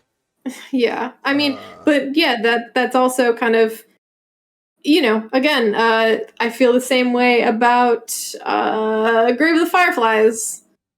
The director says it's about one thing. The most lighthearted film ever made. I absolutely do not agree with his interpretation of it. And, you know, I don't care. I think it's still a brilliant piece. I'm just going to choose to interpret it my way because, you know, like, and I think it's still valid. Where, you know, I don't think anyone can tell me, oh, you didn't get it, because, like, no, I get what they were trying to say. Sure. I just don't agree with that. That's what the movie was saying, because it's a tragedy about 2 children dying. Yeah, and the atrocities of war. Spoilers for Grave of Fireflies, but it's like for me, for example, like with the previous Candyman movie that we watched. Like I get what they were trying to do and what they were trying to say, and like for me, just I don't think the execution worked quite as well. Whereas you'll have a lot of bad faith people who go like, oh, they're implementing all this politics into Candyman. It's like, motherfucker, it's been there since the first movie. Yes. What the fuck are you talking about? Candyman has always had just been swelling with political like socio-political commentary. That is absolutely an example of a bad faith take. Even the original short story, it's not necessarily about gentrification in America, but it is about gentrification to an extent, because it's about like, you know, fucking slums and ghettos and in London and whatnot. Like it's always been that. And to try to claim that like, oh, they're just injecting this. No, you can argue whether or not it was handled well, but like whether like having this bad and like just based obviously the three of us all disagreed about how well it was handled in the most recent one, but you know, we can all agree that it was there and it was valid the way it was presented. It was not a forcing politics down your throat. No form of media is trying to do that. Like, except Fox News, but yeah. Well, sure. well, no form of fictional media. Maybe that. Wait, no, that's still Fox News. That's still Fox News. that Karen movie, maybe. Oh God, yes, I heard about it. Well, okay, yes, there are movies, but like those almost go into the realm of like, it's almost satirical the way they're pushing it so hard. Like Red State or something. Yeah. There was another movie that came out recently that was about liberals hunting conservatives. The Hunted. Was that it? Maybe? Yeah, I think so. Or at least that's what people were claiming it was about. I know it's like the most dangerous game of people getting dropped in like a forest area and they're getting hunted by people or something. I don't fucking know. Yeah, it was more rich versus poor than, but like it wasn't a very good movie in general. So like it really didn't even deserve the conversation around it. But yeah, I remember that one being a little heavy-handed in its marketing because I think it really wanted to play into the controversy. Sure. Of God, we're doing this. If y'all want to see a good tactful movie that handles some heavy subject matter like that, folks, go watch the 2007 movie called Simply Cthulhu. It is a retelling of Shadow over Innsmouth through the. It's a modern day interpretation of Shadow over Innsmouth, where the main character is a young gay man who's coming back to see his family, who live in a very far right conservative area, and they are representing the Dagon kind of creatures of Innsmouth. And that's dope. It is such a brilliant way to approach telling that age-old story and also poking some very self-aware fun at H.P. Lovecraft's xenophobia. Yeah. Hey, yeah. So, fuck yeah. Cthulhu, great movie. Awesome. Okay. I'd never even heard that. I'll put it on my list. Yeah, that's a fun one. So anyway, Dune. Do we want to wrap Dune? I think so. I think there's there's plenty of substance to the film. But everything that we've got to say about it's basically going to be positive and say, hey, just go see it for yourself. Yeah, if you have HBO Max, it's an easy watch on HBO Max. You know, if we've really convinced you that it's worth it, like an IMAX experience, if you're comfortable with it, God, like this is the movie to do it. Yeah, go get the big screen experience so you can see how beautiful Jason Momoa is. Fucking truly. We stand Duncan, Idaho. God damn it. Yeah, it is the big screen reunion of the cast of The Greatest Showman that we all needed. Rebecca Ferguson and Zendaya. Absolutely. God damn it. Hell yeah. You know, also my favorite guilty pleasure. The other fucking big controversy is you have Zendaya stands pissed off that she's hardly in the movie. They're raising the biggest fucking stink. Sorry. I mean, you're gonna get her in part 2. Oops. You're gonna get her in part 2, and also like she is clearly like she's probably the most important character. She's going to be one of the most important characters. Yeah. Like she's the big thing that was part of the dreams, and But not center stage enough, Kat. I'm sorry. Not center stage enough, and then you also have MCU stands who are pissed off because there's not quips every couple minutes. Oh, that's the one. That's the one I just read that one this morning. Actually, that Saber just brought up. Yeah, there's a lot of people who don't think Dune is fun enough. Dune needed to be quote supposed to be more fun. And Not my supposed to be first fun. thought was, oh, I'm sorry. Let's get rid of Denis and let's have Joss Whedon's Dune. God. Let's sink our teeth into that. Oh yeah, that's what I needed. That's what I really want to see. Somebody face plant into like one of the female characters' boobs. Comedy, guys. I mean, you know, it Peak could also be comedy. Zack Snyder's Dune. Wait, no, we have Where that. it's 7 hours Oh, long boy. and the Emperor forgets about the Atreides. Yeah. Like, yeah, no, a lot of people were pissed off that it wasn't fun enough because, look, I don't want to shit on the MCU. I've liked my fair share enough of it, but I do think I enjoy those movies. it's been a They're bit fun of a- popcorn movies. I do think it's been a bit of a detriment to the film industry where now every big budget movie has to be quippy and whatnot, and people get pissy when it's not quippy, and I'm like, Okay, bro. that's the thing though. It's like you can like Marvel movies a lot. Please do not expect every single movie to cater to that style. Yeah. Because that's not what every movie is. Mhm. Dune with quips is garbage. Yeah. Iron Man with quips is great, right? It's a comic book. It's fun. It's supposed to be you there's watching CGI dudes punch each other. There's like one joke in the entirety of Dune, and at least for me, I thought it was cute and funny when Duncan Idaho is fucking teasing Paul. It's like, oh, you gained some muscle, really? No. And it's like I thought it was cute because it's like it shows their bond, it shows their connection, and But man, if it was, you're forgetting a joke. Oh. The moment where Javier Yep. Javier Bardem's character comes in and spits at Oscar Isaacs. Yeah, and the God, who is Josh Brolin the guard? Yeah, Josh Brolin. Brolin. Yeah, like goes to like you know, fucking draw his weapon on him, and he's just like, "Oh, thank you for sharing." Yeah, your body's Stilgar's moisture. giving you the blessing of his body's moisture or something. Yeah. Now you see, if that were directed by Joss Whedon, Mhm. then all of the characters would like stand in a circle and start like furiously spitting at each other. Yeah. Yeah.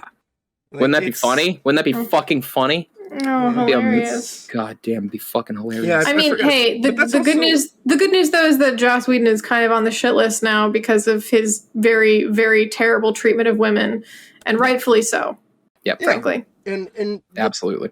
To go back to that scene too, not only is it a joke, right? But it also provides some context and lore about the planet. And it's incredibly clever. Yeah, it's super clever, and there's this extremely hostile moment where, you know, essentially fighting between the two sides could break out at any second, and a perceived hostile action is immediately diffused. It's funny. But It's a tension breaker. Cat, forget the tact and the subtlety. I want Baron Harkonnen to fart. I want him to go into his regeneration tar. And his guy be like, oh, we've wiped them out, and then just fart bubbles come to the surface. Wouldn't that be great? I want Shawnee to show up and Paul being like, she with you? And then Duncan goes, I thought she was with you. She was with you. Oh gosh. God is dead. Go watch Dune. Go watch Dune, everybody. Go watch Dune.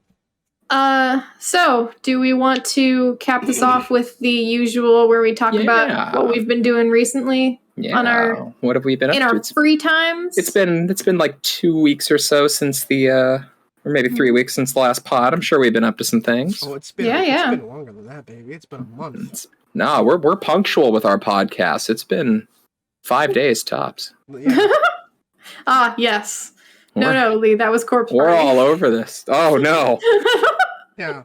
That's what we've been doing, viewers. Yes, actually, it has been a lot of Corpse Party, which has been a lot of Corpse Party. Great and terrible. Yeah. Great in some aspects, terrible in others. Yeah, I mean, maybe a little context is needed for those who don't follow any material in the streaming verse. But Corpse Party is a rather notorious series of Japanese RPGs. Quote RPGs. Only the first one's RPG / the first one. novel. They're horror visual novels, to be most accurate. That border on the perverse. And we take the piss out of them by doing voice acting through them for Saber's channel.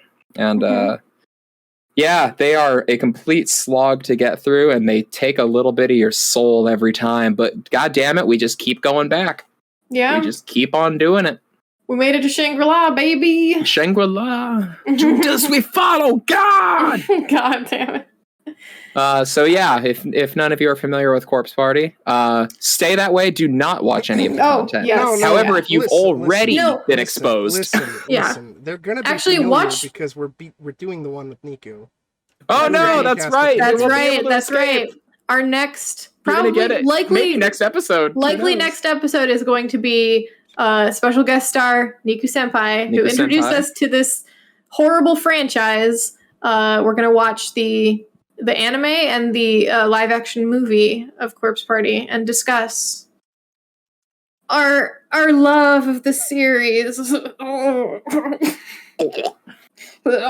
yeah! So you got that to look forward to, folks. Hell yeah! As opposed to more like personally, what have we been up to? Do you want to go first, Lee, or should I? Sure. Yeah, it's been a pretty mellow couple of weeks for me, so I'll just get mine out of the way. Okay.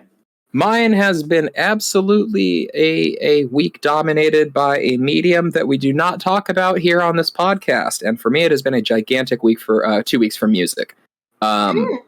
Three of my top 10 favorite bands all dropped fresh albums these past 2 weeks, and all three of them are absolute masterpieces, 9 out of 10s at least.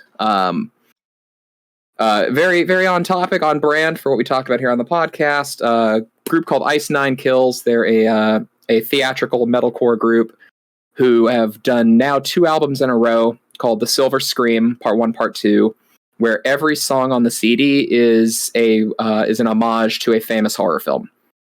And this latest one is an absolute banger. It's called Welcome to Horrorwood, with songs tributing such classics as Child's Play, Evil Dead, Psycho, and the absolute banger on the record is Farewell to Flesh, their big love ballad that ends the record, which is, of course, Candyman. Amazing. 10 out of 10 record. It's probably my record of the year so far. Second, extreme metal masters from across the pond, Cradle of Filth dropped another record, absolute banger. Existence is Futile, I believe the record's called. And my favorite band of all time, Dream Theater, dropped a new record 2 weeks ago, A View from the Top of the World. Their 5th album with Mike Mangini on the drums after the departure of founding member Mike Portnoy, and prog masterpiece. It is their best record in those last 5 by not a long shot, but a very wide margin. It's a fantastic record, culminating with the 22-minute epic at the end of the record called A View from the Top of the World. Stellar music. If you're into the progressive side of music, all like Rush, Haken, Fate's Warning, Symphony X, check out Dream Theater, A View from the Top of the World. Other than that, I'm just still banging away at playing Other Side and working on conceptualizing the video essay I'm going to be working on for that over on my channel. And I have officially caught up my fiance on part 4 of JoJo. So we are. Hell yeah! She is now caught up on Diamond is Unbreakable, and I believe tomorrow we're going to start Golden Wind. Beautiful. Awesome. You guys awesome. got a month until Stone Ocean drops. I think it also just dropped on Netflix, so you have an easier time getting through it than Will and I did with our terrible bootleg versions we found. Well, I think I've been using Crunchyroll. Yeah, Lee's been using my Crunchyroll account. Crunchyroll has all of them? Yeah. Oh. Not dubbed, but it has them all subbed. Oh, okay. We were watching the dubs, Yeah. so. Oh, okay. You didn't know you did the dubs. Yeah. I although, we watched the dubs for everything.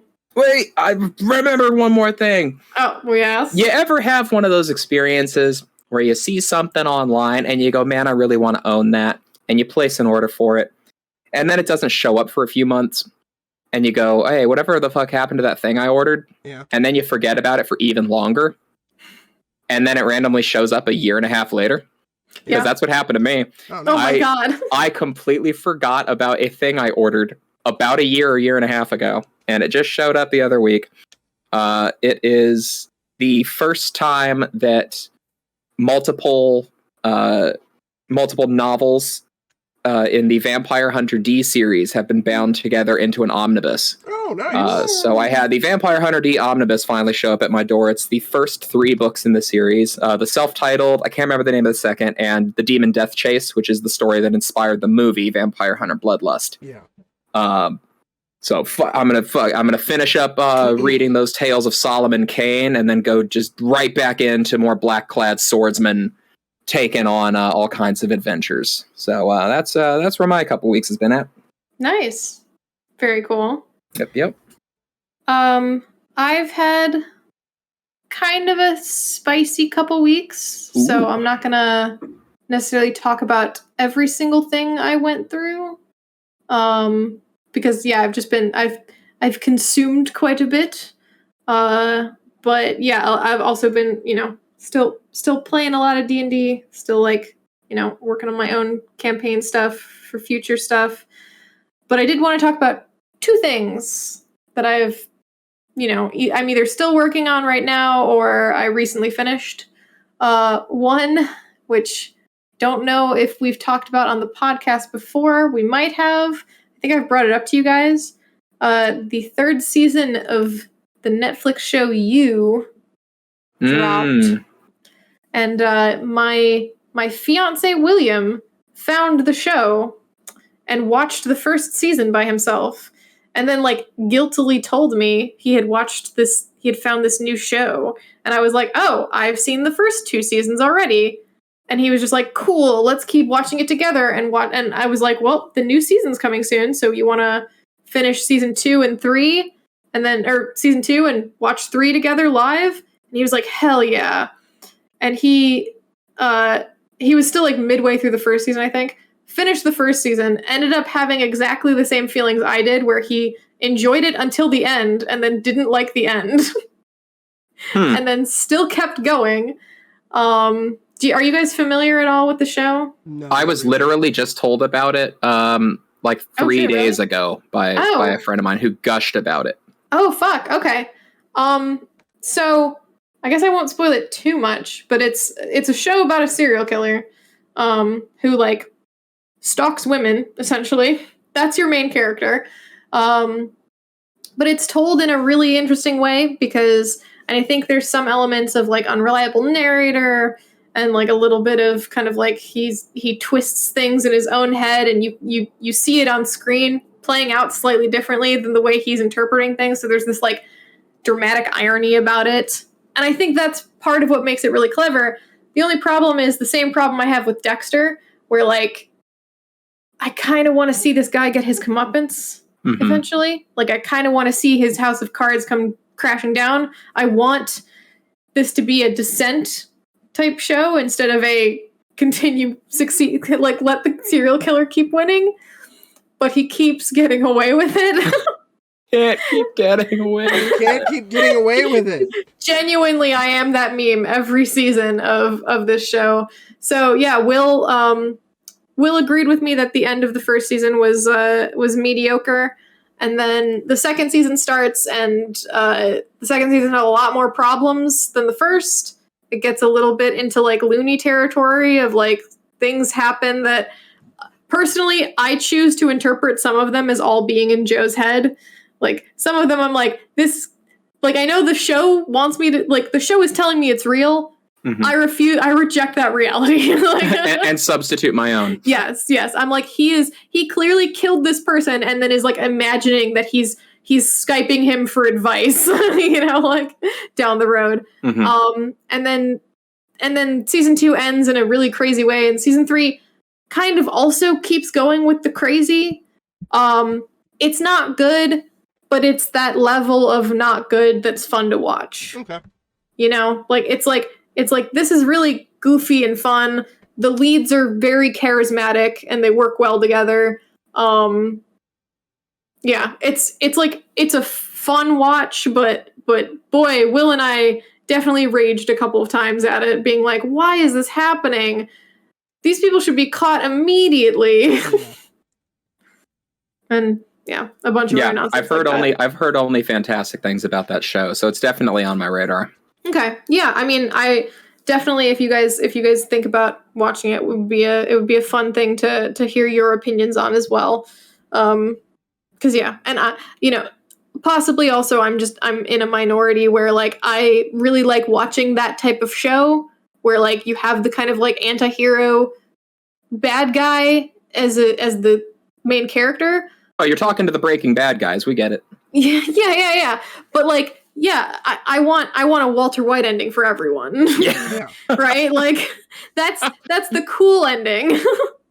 The lame ending is, oh, he won, and like he sails in a boat off into a hurricane and becomes a lumberjack. Yes, exactly. Where I'm like, this show has gone on too long. You need to have a cool wrap up of, oh shit, all of his machinations come crashing in on him. And so I didn't know this. Anyway, on that note too. Apparently, the original showrunner for Dexter, who he was only involved in the first 4 seasons of the show. Oh, the good you know ones. what? Yeah, and apparently that makes sense. He's the one who's spearheading this revival series.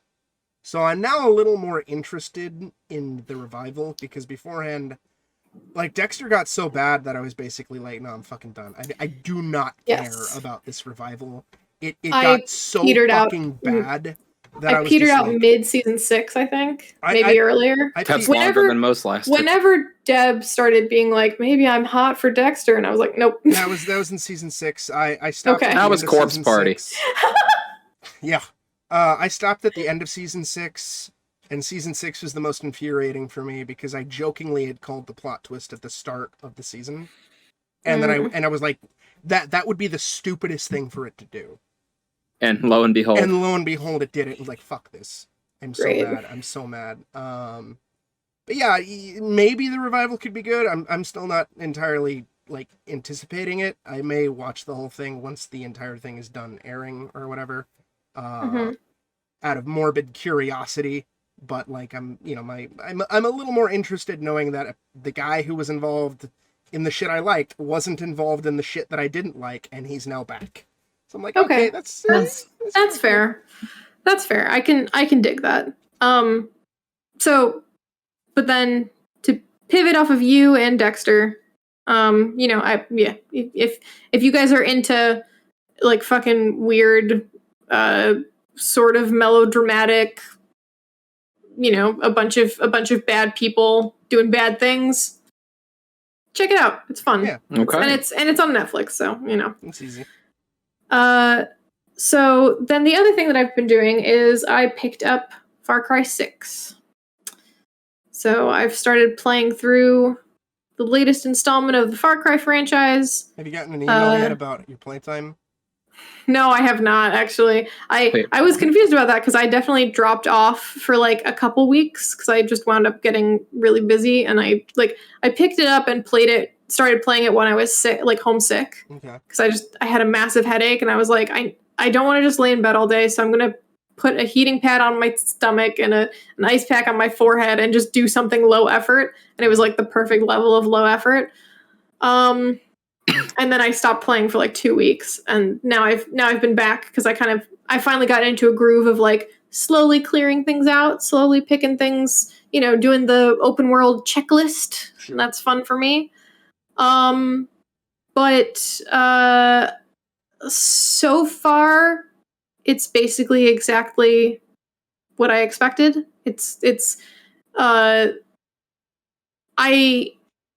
It feels a lot like Far Cry 3 mixed with a little bit of Far Cry 5.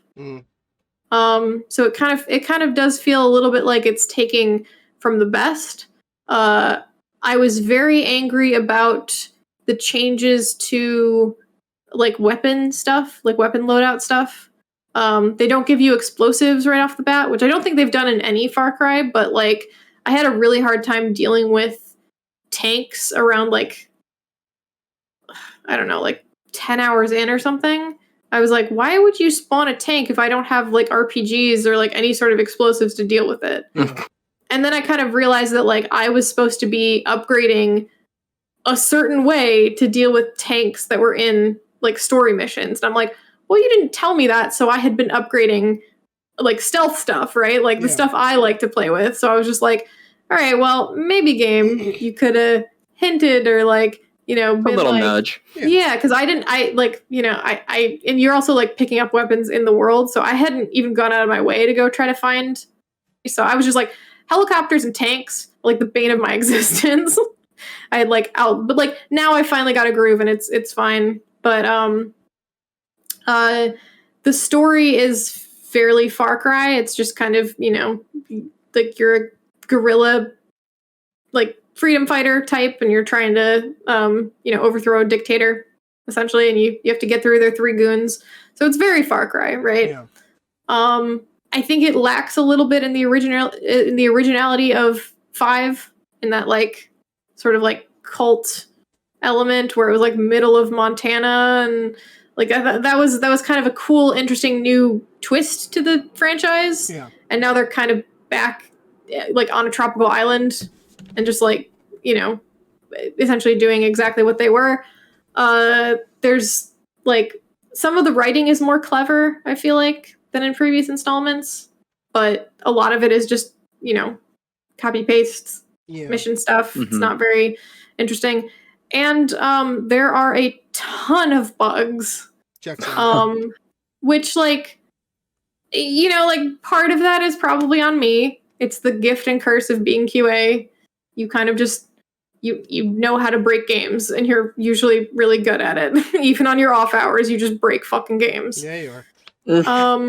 But it's very frustrating when you've been sat down and you've played for 2 hours and then all of the audio starts dropping out of every cutscene. So you have to like restart your entire kit to get it back because likely somebody didn't catch a memory leak from something. Yeah, it's just kind like, of this year's kind of a mixed bag because like on like it's a triple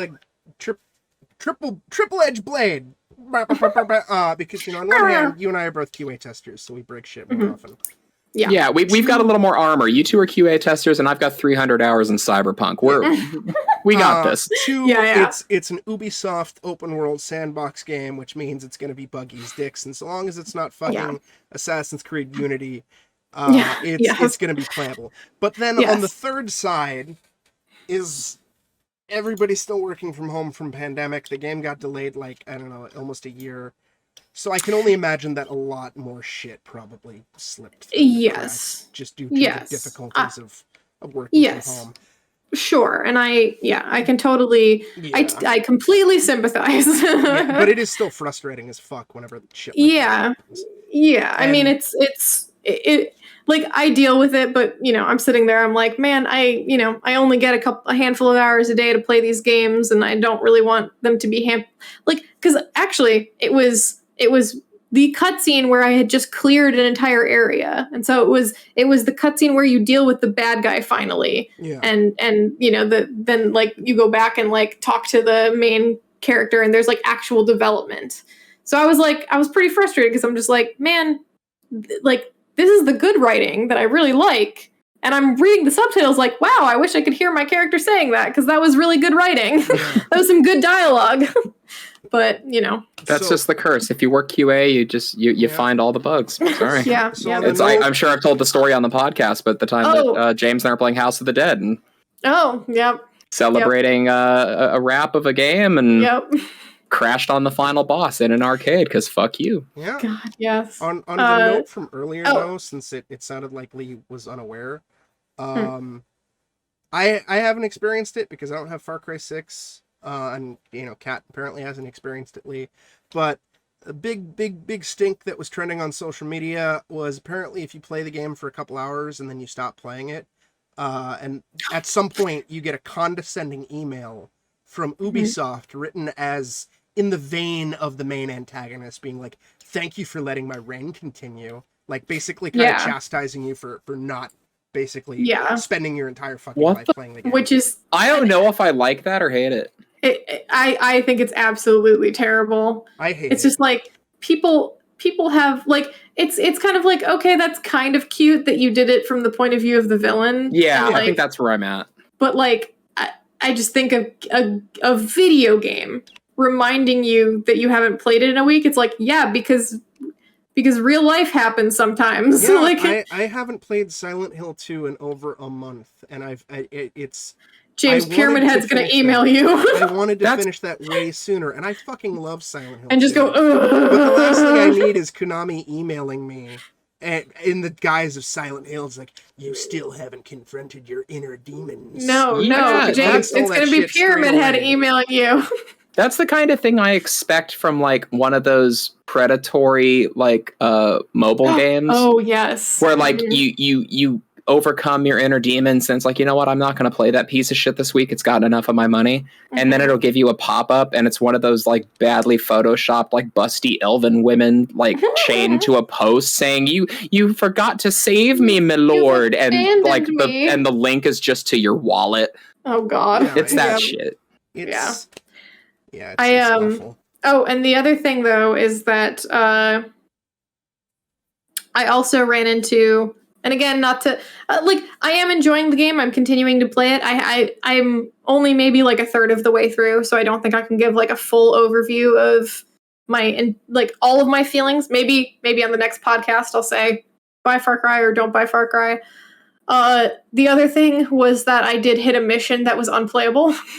Oh, nice. And that was very frustrating. And it was not a bug. It was just a literal. It was like I looked because I ended up trying it like 30 or 40 times.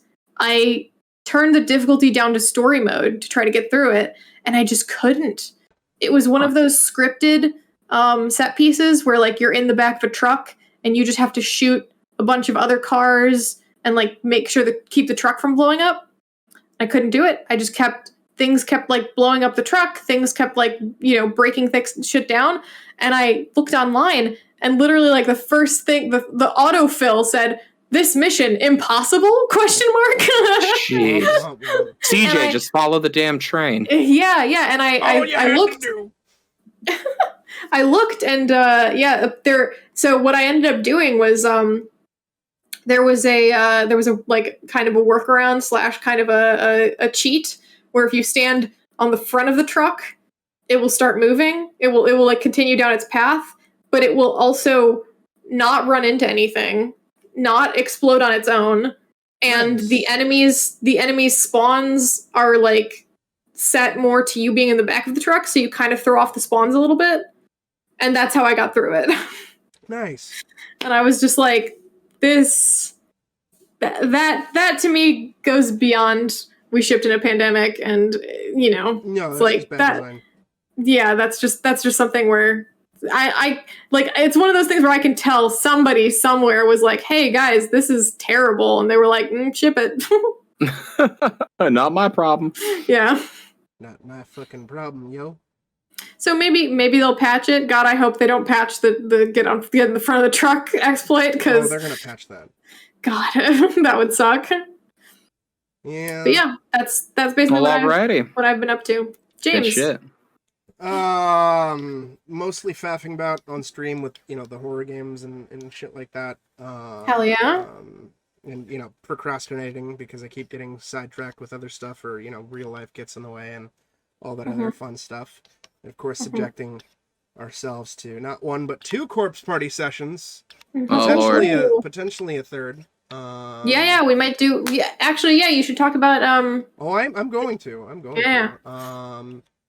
We'll see if we get the third. Hopefully we do. And Corpse Party is fucking Corpse Party. On the subject of Breaking Bad, I rewatched El Camino for the first time in a couple years, and that Great movie. still holds up and is still a better second ending than Game of Thrones ever had. Game of Thrones didn't even have a good ending. One good ending. Yeah. And I reread some of the criticism about it. And it's like, oh, it's not necessary, and it's like, no, it's not necessary, but that's why it's called a coda. It's this nice little wholesome little blanket of I get to spend more time with in this universe and with these characters. Yeah. And Get more time with Badger. Explore Jesse more, because Jesse deserves all the fucking hugs in that fucking show, because it's just his life is so miserable on that goddamn show. I'm like, please give this boy a hug. And fuck Meth Damon. Yeah, fucking Todd, a piece of shit, fucking Todd. yeah, that was a lot of fun rewatching that. And as Kat was kind of hinting at, all three of us, and along with some other wonderful fucking goons, are participating in Extra Life. Which is Yes. a charity stream where we are raising money for the Children's Miracle Network hospitals. This occurs Hell on yeah.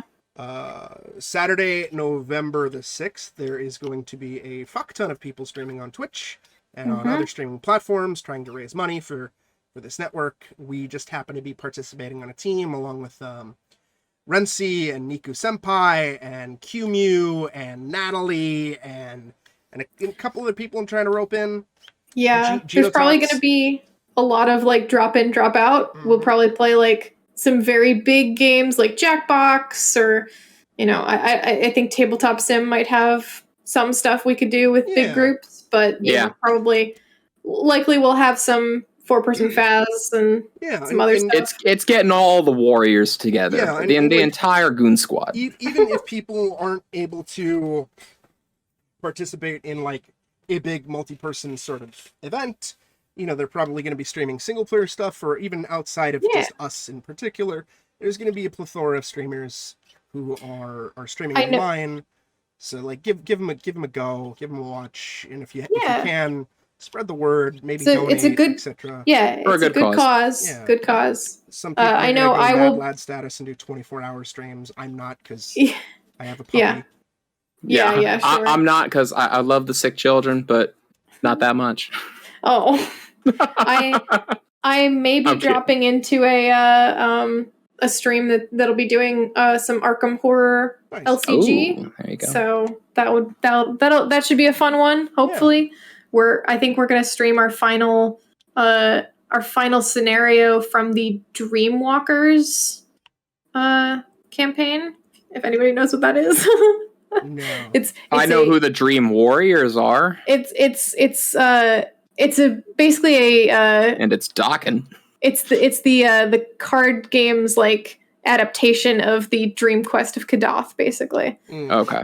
So it's and it's been pretty fun. We just narrowly won the Dreamers side of the equation, so now we have to finish it up with the Waking side and hopefully not die.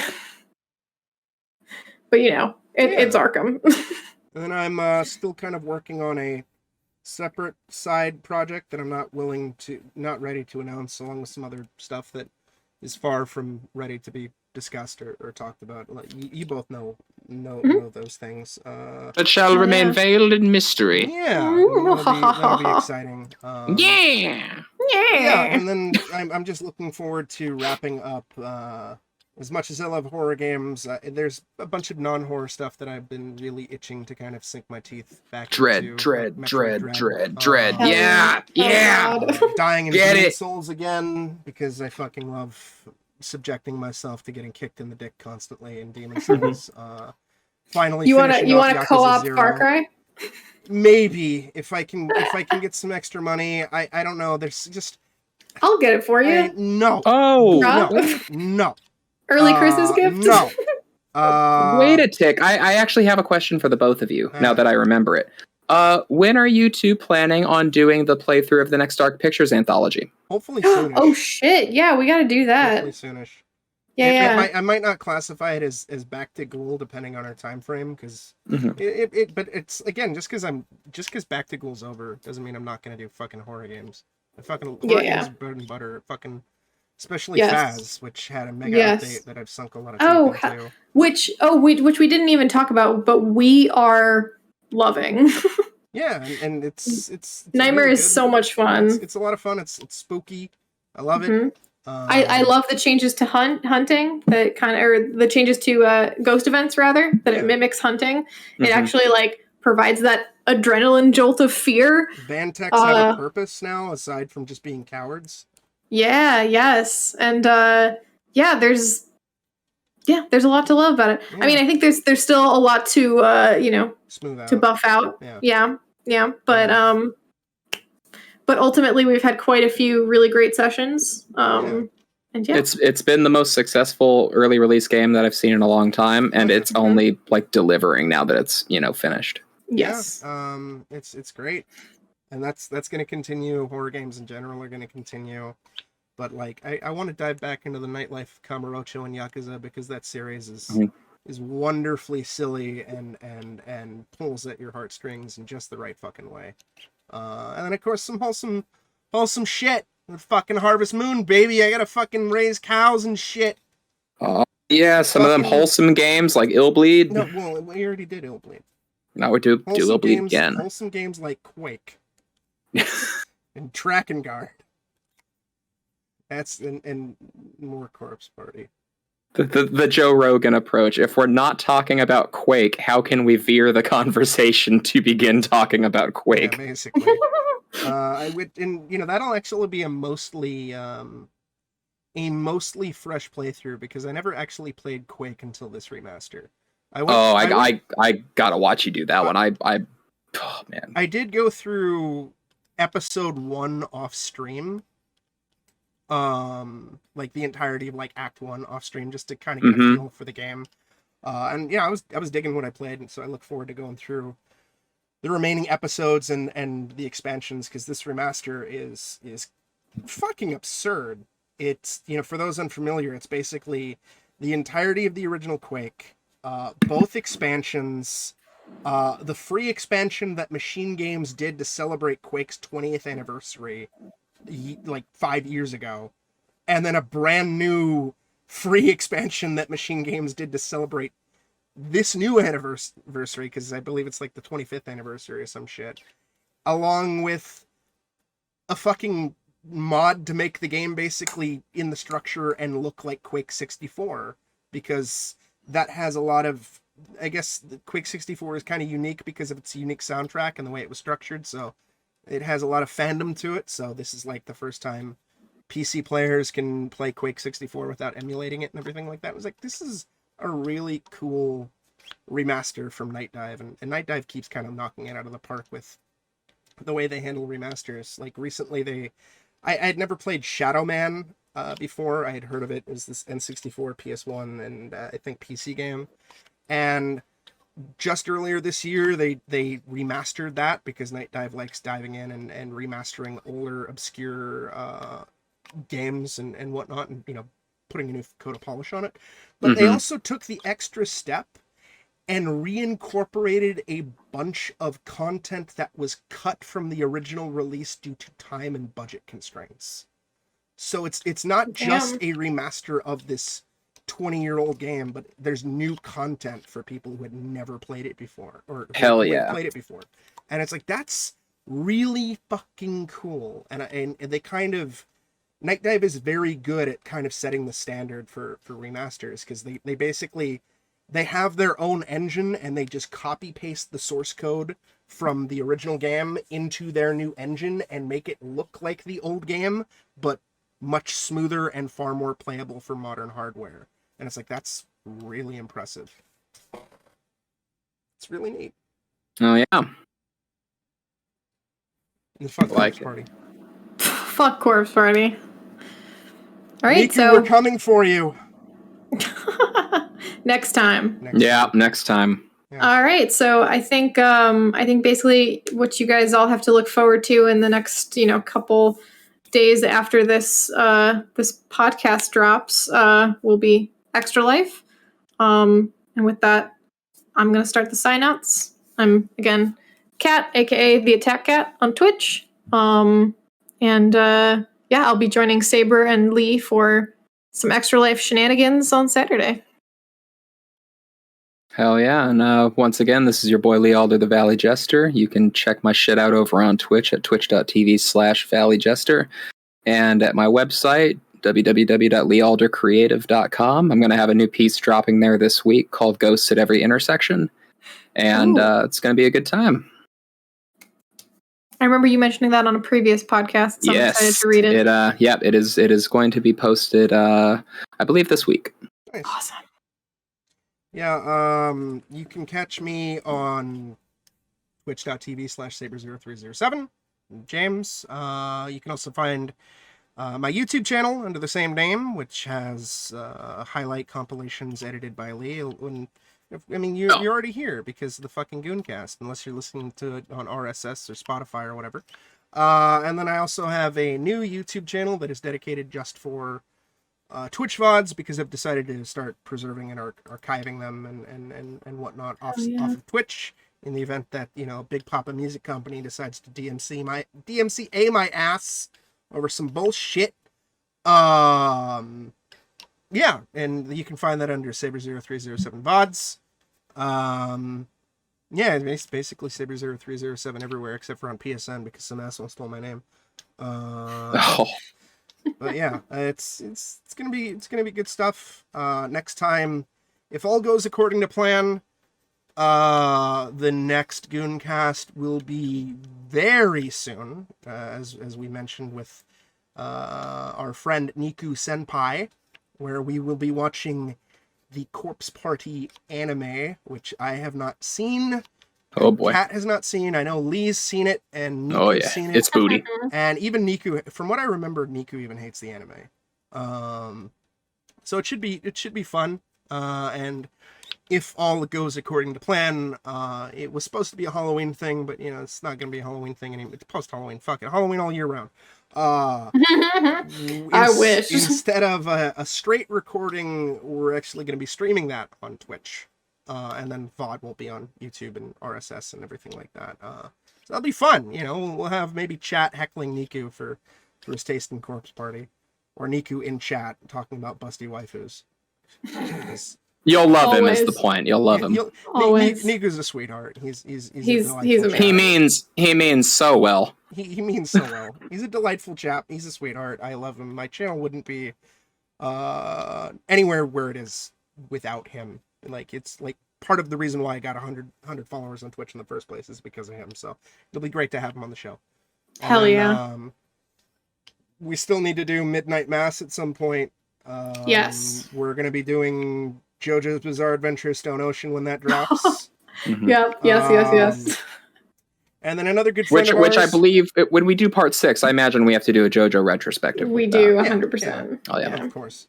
And then when it drops, we're going to have my good buddy 8-Bit Aaron on so we can talk about the Matrix revival movie. I can't remember what R word it uses. Matrix 4. I don't fucking remember what the R... Relapse. I'd say Reloaded, but that was the second one. I'd say Yeah, Resurrection, but that was the third one. Or Origins. I don't think it's Revelations. It's not Revelations. Oh, God, what is Matrix 4 called? Matrix 4 title. Matrix Resurrections. Regurgitation, yes. Yeah, which... I guess what we're saying is stop naming your sequels something. Yeah. Oh, it was Unless you're Resident Evil. Yeah, so it was Reloaded, Revolutions, and now... and Resurrection. Should have stopped making movies after V for Vendetta. Yeah, but, you know... No, well, hold on. Speed Racer was great. Yeah. Alright, that's fair. We got Pops Speed throwing Racer ninjas. Vendetta. Yeah. Man, I forgot about V for Vendetta. Yeah. Yeah, you know, it'll be fun stuff, and of course, if it is streaming anywhere, you know we're going to be talking about Resident Evil Welcome to Raccoon City, and it's probably going to be a hot mess, and we're probably going to hate it.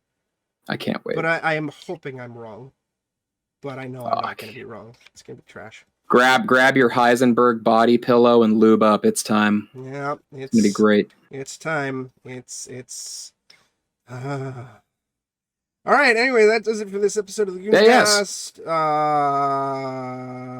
Goodbye! All right, see you next time, folks. Get fucked.